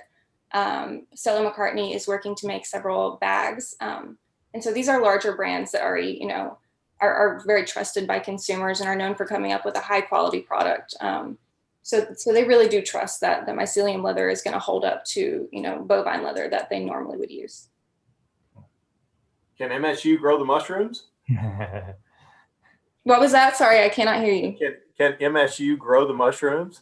Oh, I grew the mushrooms, but. Awesome. That'll have to be our last question. Thank you, Stone. Good job. Okay, moving on to our next presenter, Nathaniel Williams with Novelty House. Nathaniel, when you're ready, feel free to share your screen.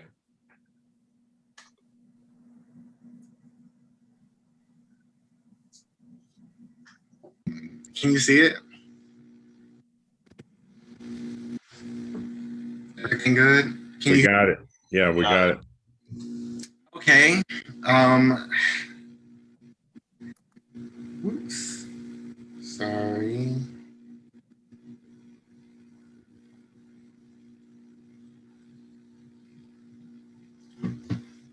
Okay. My name is Nathaniel Williams, and I am the CEO and founder of Novelty House. I am a junior, although I'm graduating early and I'll be walking in December. My major is economics, and I'm here to talk to you about a publishing company that is for the up and coming authors, fun reading and easy publishing, or both. So the problem is that most self-published authors make less than $1,000 per year. Also, the market is oversaturated with lots of books without proper editing, graphic designing, and marketing behind those books. The self-publishing industry has this massive quality lacking to it, but yet the ones that do have quality are very expensive. Most people end up spending over $9 just for one single book. Our solution is that we offer a low price guaranteed. We have a wow factor to our books, and we offer quality to our to our readers, and we basically provide low, affordable content that's exciting with the high quality factor behind it. And so how does it work? Basically, the reader pays a monthly or annual fee to access all the books on our app. The app has been released and went through testing, and the final revisions are currently being made. We support our authors by offering line, text, editing, and graphic designing, as well as marketing. And we source our authors specifically from these social media sites. And they're basically just real books written by real people who have an interesting story to tell. Here is our business model based on the annual subscription for $40 a year.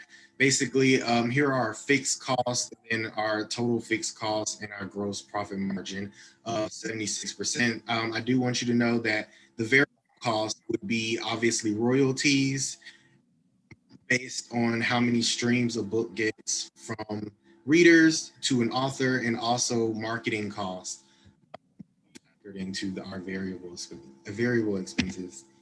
So our target customer and author, basically a struggling author that's new to the industry, basically your first couple of books or something like that.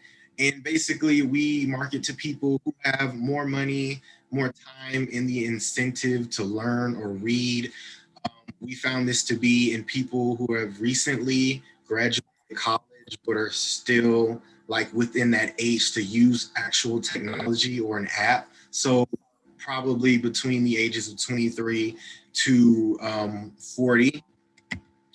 And our marketing and sales strategy. So I want you to look at a specific individual book here. We will basically micro market individual books to niche groups. So if you take this book here, Sad Generation, Happy Pictures, this book would be marketed to these book blogs such as, you know, Young Author Bibliophile, Girl Plus Book, the 24-hour book blog, and also to micro market it to micro influencers on platforms like Instagram. And as far as customer relations with the actual app, we'll have real-time engagement through the app and cross-sell based on previous reads through tracking readers' habits, and we'll reduce customers' churn by propelling new content and keeping readers engaged on the app and the platform itself. So here are a few of my competitors. I listed some of the big names such as Hatchet, Penguin, Simon & Schuster, Amazon, but also I listed some of the other reading apps currently on the market, and their system isn't as like ours. Ours is a subscription-based service, whereas theirs is like a reader reward service where they provide coins to their readers if you keep reading. It's very addictive, and some of the users have claimed that they've paid over $50 just for one book on their apps. And so it's definitely a market to come in and offer just that $5 fee a month to read the content. And so in closure, basically we are a e-publishing company for up and coming novice authors. We sell to adults through micro marketing, and we market our authors better. And don't forget to check out our website. And if you have any questions, I'm all here. Thank you. Okay, 3 minutes for Q&A.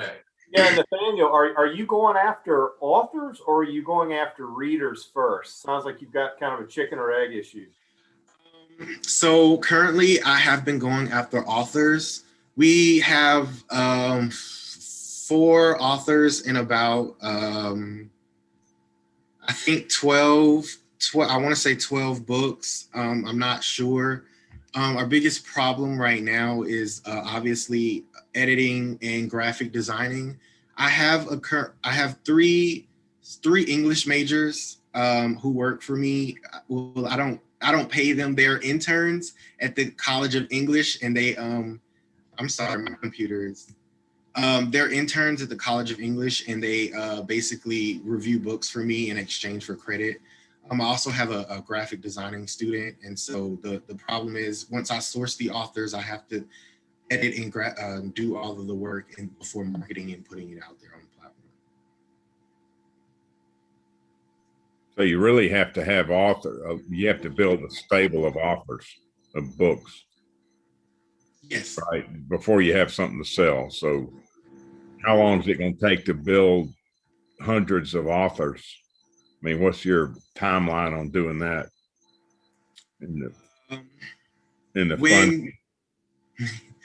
My timeline would probably be roughly by the end of year. But how do you reach them? What's your reach market? them through social media. I contacted most of the authors we have now through Instagram and Twitter.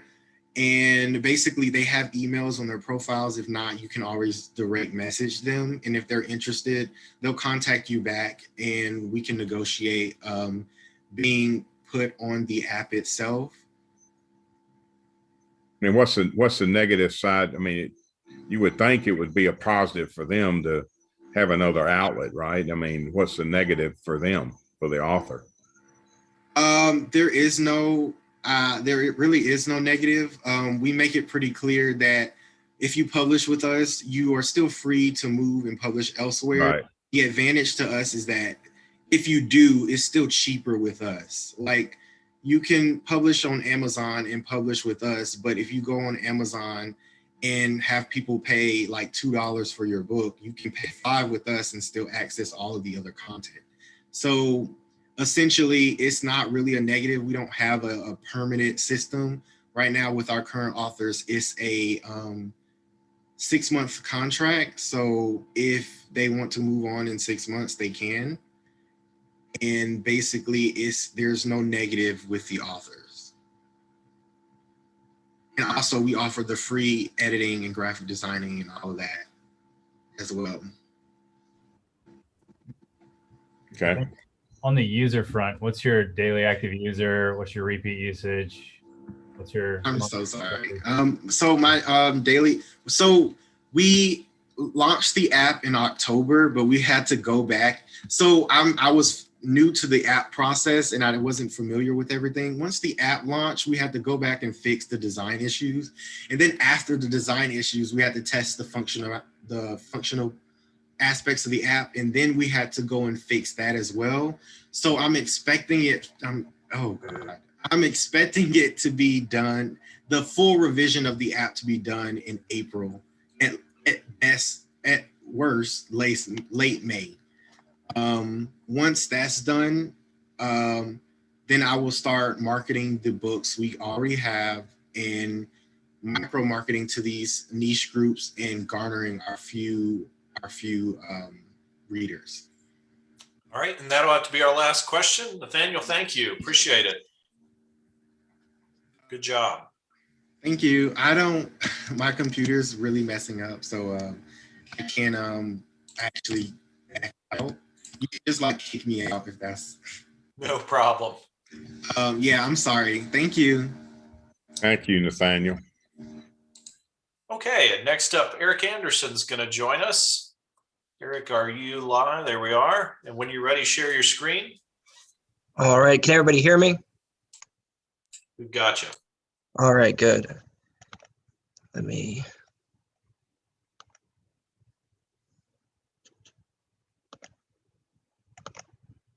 And folks tuning in via YouTube, just a reminder, check out the description and find the links to the People's Choice voting. Your vote, you can vote more than once. Your vote counts and helps pick a winner who will win $250 tonight. So check that out whenever you get a chance.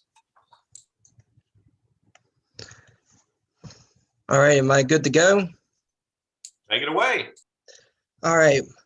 Hello, everyone, and good evening. My name is Eric Anderson, and my product is the Portable Osteometric Device, or also known as the POD. This is a new research tool that uses laser sensors with time-of-flight technology to measure bone length. Currently, the tool doing this job is called the osteometric board. And this is a very important tool because it is used to measure bone length to get stature. Stature is used to understand the past in archaeology, but it is also imperative for looking into forensic cases and bringing loved ones back to their families. But it hasn't been upgraded or changed since the 1880s. So it's got some design flaws. For one, this thing is very hard to transport. Even the ones that are deemed portable are very hard to transport. Two, it's limited on what it can actually measure. And three, it requires manually recording, so it increases the possibility for human error. Now, in order to fix this, I have come up with the POD. It is currently in the developmental phase, and I'm working with the idea shop to make the best product possible. It will be more compactable, making it easier to transport. It's going to use laser sensors to increase accuracy and precision while decreasing human error. And it's going to have a more open design, no longer limiting it what it can measure. So not just in archaeology or forensic cases, it could be used in museums or any type of research that needs to measure length with precision and accuracy. And the great part about it, it works so simply. All you have to do is put together the panel with the stabilizer and find a table. You place it against the table. The other has a clamp that you clamp down to secure it. You sandwich your object and the laser does the rest. All you have to do is read the display and you have your measurement right there. And even at this early stage of developmental stage, it shows great opportunity for gross profit. So about 15% out of the 11 osteometric boards that are out there, 15% are labeled as portable. So it's already going in a market with limited competition, and none of them use lasers. So it's already ahead of the game. And looking at the prototype cost, not including labor, it costs about $63 to make one right now. And that is way below the unit revenue prices of the other 11 osteometric boards out there, allowing for great potential for gross profitability. And in order to get my product out there, I'm going to work with the eCenter to create a business model canvas. I'm going to use my personal research to show the device's reliability and effectiveness. And then I'm going to go to professional conferences to promote my product. I'm going to publish it in scientific journals. And then since it has the possibility of reaching other customers, I'm going to discover who else could benefit from a pod-like device. And like I said, the competition's already limited and there's no one else there using laser sensors. But the big two right now is Paleotech and Carolina Biological Supply Company. And they only provide manual reading and they have a difficult to transport models. So this is where the pod comes in.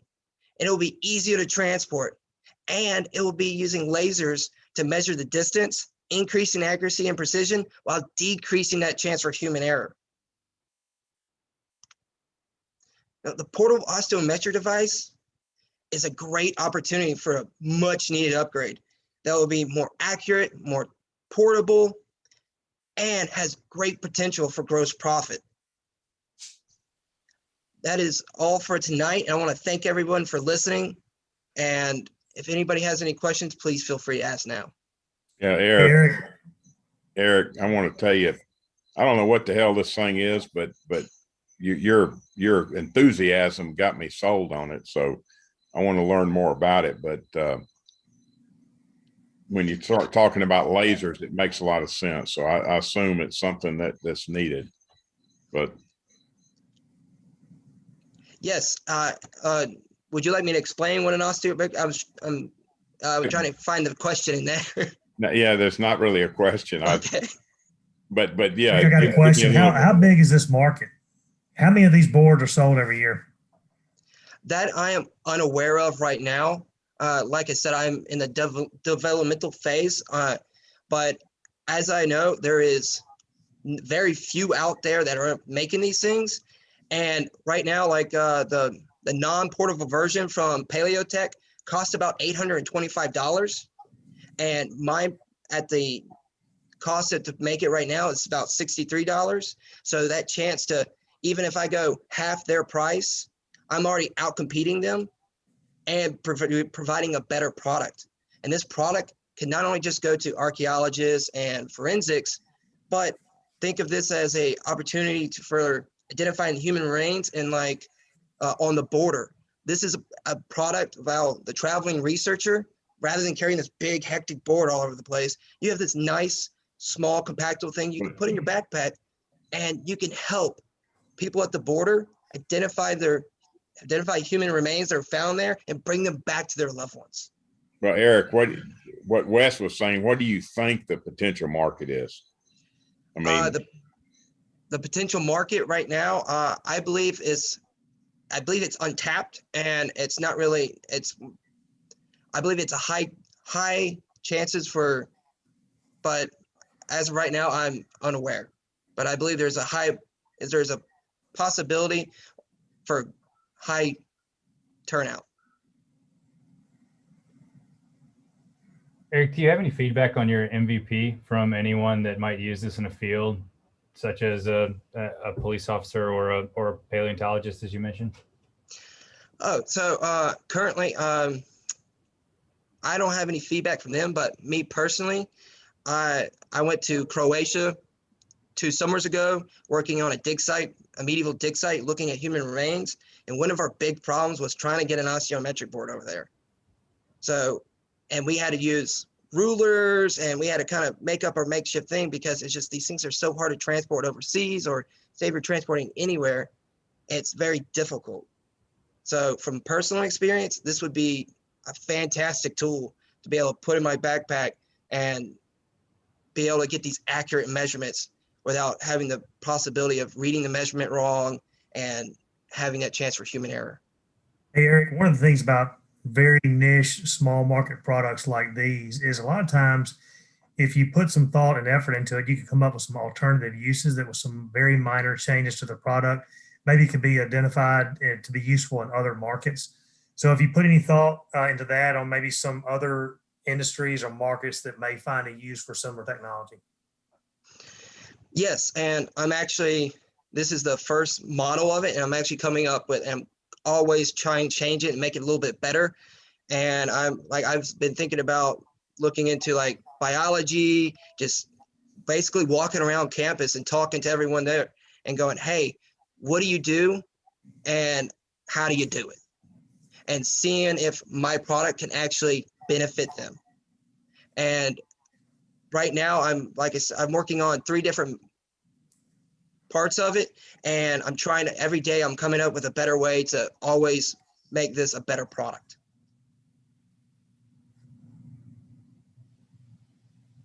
All right, and that'll have to be our last question. Thank you, Eric. Good job. Moving on to our last pitch of the night. This is going to be Taylor Barr with ScriptClick. Taylor, are you with us?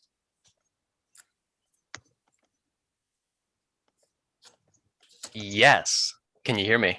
We've got you, man. As soon as you're ready, feel free to share your slides and Right, take it away. Oh, that's too bright. There we go.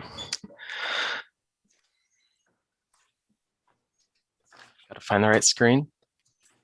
There we go. And then, all right. Hi, I'm Taylor Barr, co-founder of ScriptClick, Theater by Everyone. So there is a small issue within theater, and that's that actors need to learn their lines. Actors learn their lines best when they're in person with each other, with their co-actors, script in hand, reading out loud. That's not always viable, and theater space is expensive. On top of that, the actors are almost always expected to learn their lines by themselves, outside of the theater. Physical scripts are also expensive to produce and ship. They charge about $10, $15 each. And finally, scripts can't be marked or misplaced without penalty. Again, you have to pay for that entire script. So our solution, we're providing 3. There's the selective listening service is part of ScriptClick that I'll get into that later, actually. And within the ScriptClick software, we allow for notes to be taken on the actual script online and shared within a troupe between actors and between directors. And our website will facilitate straightforward purchases of scripts and rights. Every publishing company does that. We just want to make it cheaper. So here's an example of our site. If you look on the right, you can see Theseus, Hippolyta, and the eye and the sound. You can choose which character you want to hear and see. So an actor will go in, a troupe will go in with a code, and they'll all be sharing the same document. And then every actor will go in, record for their character so that they can listen to each other and practice at home with that person, their real co-actor. And then you can also make it where you can't see it, so it makes it better to learn your lines. So our market, we estimate that there's about 1.5 million potential clients for this first round, and that's just high school and college actors and directors. Now, those high school and college actors and directors will perform about 2 times per year, usually more. And with scripts costing about $10 each, we're seeing a possible revenue of $30 million a year. This is easily scalable to private theaters, film, commercials. Anything that uses a script could use this. So the way we make money is the purchase of a script. That's $10 a script, or however much we decide on, probably 10 just for making it easy numbers. And also the purchases of the rights to perform a play. That's going to be $75 to $200 per performance. We'll have sidebar ads for free users, and free users make free accounts. So our marketing strategy, we're going to go into conferences, conventions, SETC, ThesCon. I've been to both of these. They're super fun. And for the directors, I know that they always go to the areas that are filled with the ads. They want to see what new products there are. We'll also be targeting directors with the Facebook and Google ads and placing ads within theater magazines such as Playbill, Stagebill, Theater Week, what have you. We have 3 competitors that we found so far, and that would be Offbook. They're free. It offers a similar service, but it doesn't have that collaborative effort. Line Learner is the same thing except without ads, and it costs $4. And then Production Pro is for directors it's more of an organizational tool within musicals, but that's $200 a show, and that's the closest thing we could find that was similar to the sharing aspect of this. So our competitive advantage is that our actors can practice together on their own time. They're not relying on physical time together. The troops can share their notes across platforms. Directors don't have to see their people to know what they can improve. And our scripts can't be lost or stolen because it's on an account. Our exit strategy, because I know you're curious, we can sell or merge with any play publishing companies such as Dramaticists, MTI, Samuel French. There's dozens. Although we're thinking that we would actually prefer to buy them out. So summary, actors can practice together on their own time. We have online script and audio access, which allows for notes to be taken and shared within a troupe. And we're looking at $30 million annually with what we have so far. And that is ScriptClick. Thank you. So is the app ready? Does it work right now? Oh, okay. So it was a functioning website, but now that our software developer is MIA, we are missing that. We have the code. It's not available at the moment. So yes, it does work. No, it's not available. Somebody's got to follow up with that. MIA, what happened to him? He lives in Newfoundland. He hasn't responded in 4 weeks. How do we even reach him? Not like we can go knock on his door. Sounds like a risk to me. Yeah. We're not too happy about that. But with this round, we're hoping to use that towards getting a software developer that will. Well, let me ask you, when you hired him, did you have rights to the code, or how did you pay for it? We were going to pay him when he was done with it, and he never finished it. Now he won't respond, so we can't pay him either because we don't know his bank or anything. Okay. So I think what Boyce might be getting at is he may be taking your idea and running with a different direction. I really hope not. We made him sign an NDA. That's good. But that doesn't mean a lot. Okay. It did. You get into all kind of problems. Okay. Hopefully you can get it resolved. Taylor, I think this is an incredibly good idea. I think maybe you've learned a lesson or two on how tough business is in dealing with people here.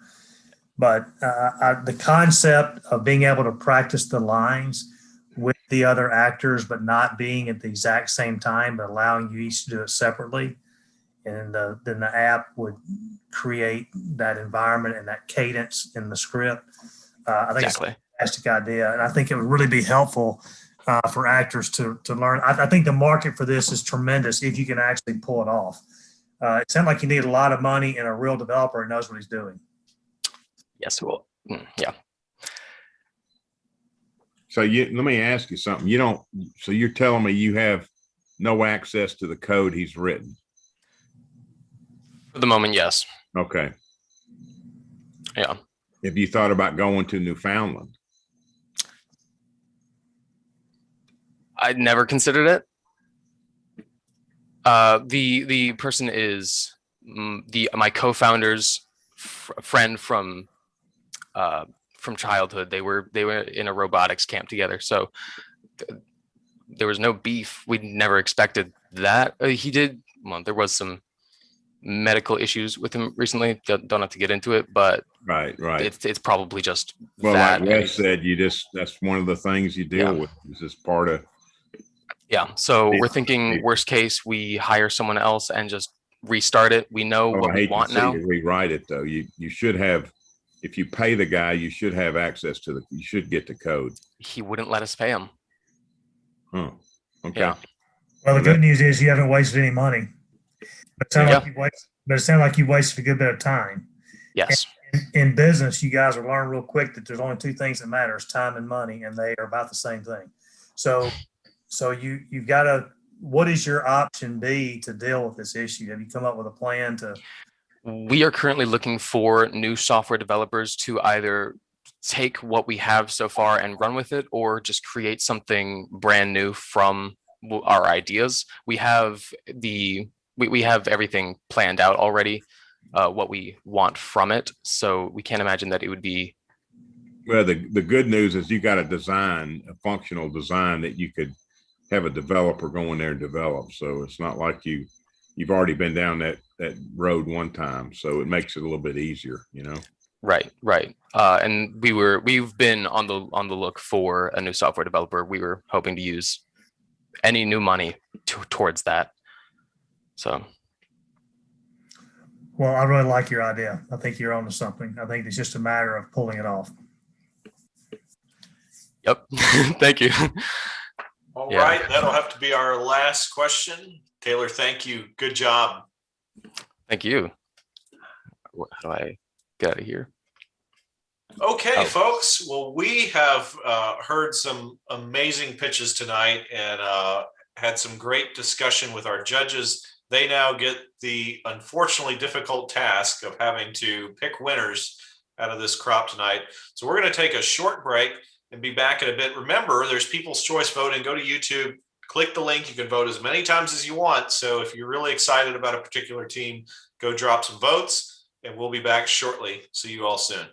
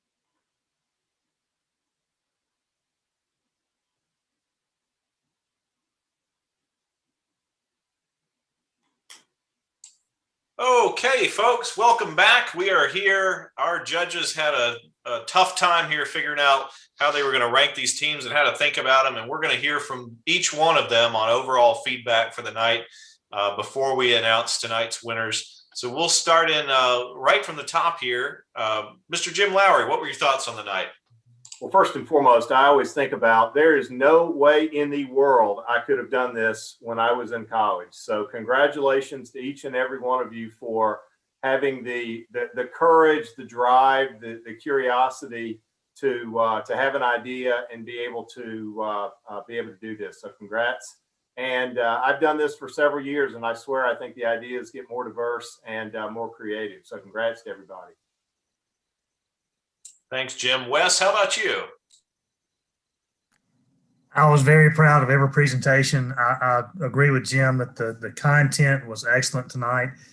I would like to say when Boyce introduced himself, he made the comment that he had started 2 companies that had failed.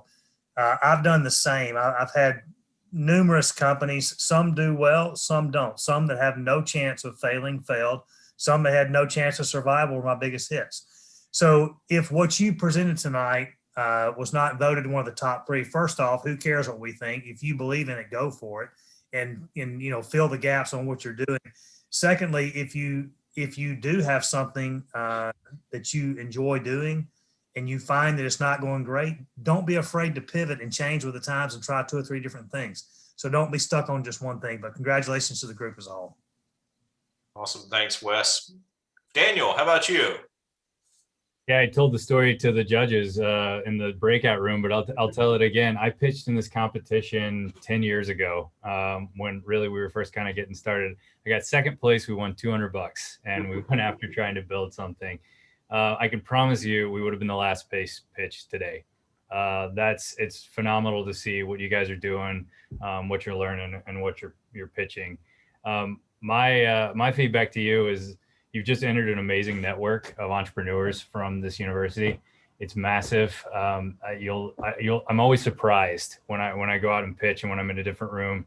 I work in New York now, and it's wild to me how many Mississippi State alumni I can interact with through the entrepreneurship chain. Welcome to the club. Now, please reach out regardless of win or loss here. Yeah, we're all rooting for you to win. Thanks, Daniel. Boyce. Yeah, thank you, Eric. I want to just reiterate what everybody else has said. I mean, y'all have done a great job. I appreciate your passion. And as far as what Wes said, sometimes failing is probably the best thing that happens to you. It's hard to say that, but you just got to look deep inside and just keep rolling and thinking and dreaming. And that's how things happen. So I just want to commend all of y'all. Your enthusiasm and everything. It's a great thing. That's why we're here. We love seeing y'all trying to reach for the stars. So we're here to help you. Outstanding. Thank you, judges, for your feedback. Folks, before we announce the winners, I want to thank our sponsors one more time, BankTel Systems, Reed Food Technology, and Industry Services Co., as well as countless other alumni that support the entrepreneurship program here. We really couldn't help these fine entrepreneurs that represent hundreds of other students with ideas and without their support. The other thing is, as some of the judges have touched on tonight, we have a huge volunteer network that reads pitches, listens to pitches, reviews plans, supports, and it's representative of a family that you are part of. These gentlemen didn't come here tonight for a paycheck. They didn't come here for any other reason than supporting you all and wanting to cheerlead on what you're doing. So recognize that, as Daniel mentioned, you are part of an amazing group of people now.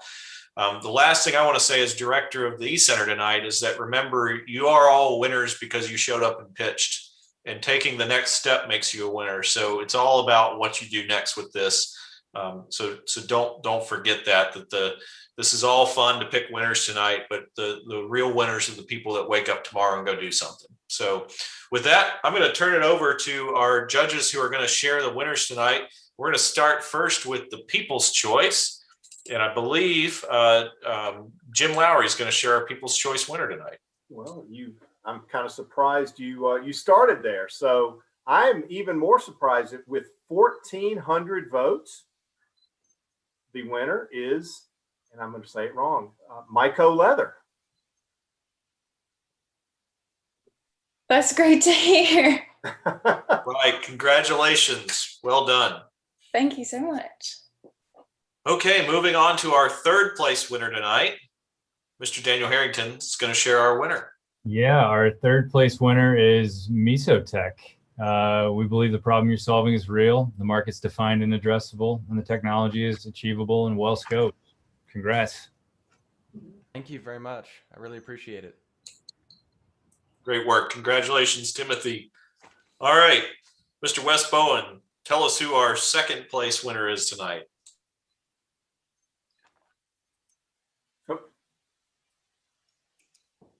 Oh, Wes, you're muted.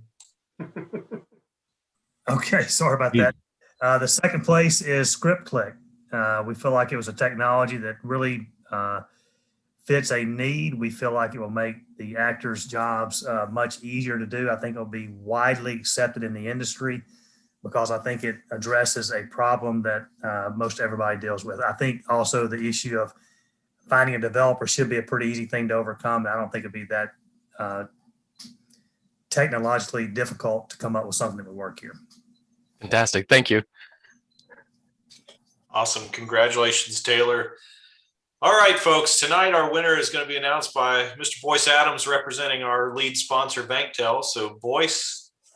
Thank you. Can y'all hear me okay? We've got you. Stone, I want to thank you and congratulate you on Myco Leather. We feel like you're solving a really big problem in the leather industry. I've actually studied some of the leather industry in India, and it's pretty bad. Most of the leather is produced over there, and it consumes a lot of natural resources and makes a big pollution problem. So I don't understand all the 8 different mushrooms, and I assume you're on the right track, but we think it's very innovative and forward thinking. And one comment I'd like to make for all of y'all, just from a word of advice, is just when you start looking at your potential market, it's really, you've got to really dig deep into what the potential market of that product is, or what problem you're trying to solve, because that's what matters, is, you know, how big of an impact is your product going to make on the marketplace, and what the potential, you know, you got to look at what the potential revenue is, and what are we going to have to invest to get there. So that's the one thing I see that's lacking in a lot of this, is really dig down into your market and study it and know it forwards and backwards. But I commend all of y'all for doing a great job. You have great ideas, and Stone, thank you, and congratulations. Thank you so much. I'm super excited about this. I definitely, you know, I care a lot about it. It's definitely a passion project for me, and I truly believe in it, and I think it's going to make a really significant impact. So this means a lot. Awesome. Thank you all. Congratulations again to everybody who participated on tonight's winners. Look, folks, remember, join us. We have competitions tomorrow night starting at 5:30 as well. And the winner from tonight will move on to the grand finale, which will be Friday as well. Follow our website, ecenter.msstate.edu/summit for the latest updates. And we'll see you later. Thanks for joining us. Thanks, guys. Bye-bye. Have a good evening. Bye-bye. Thank you. Great job, Eric.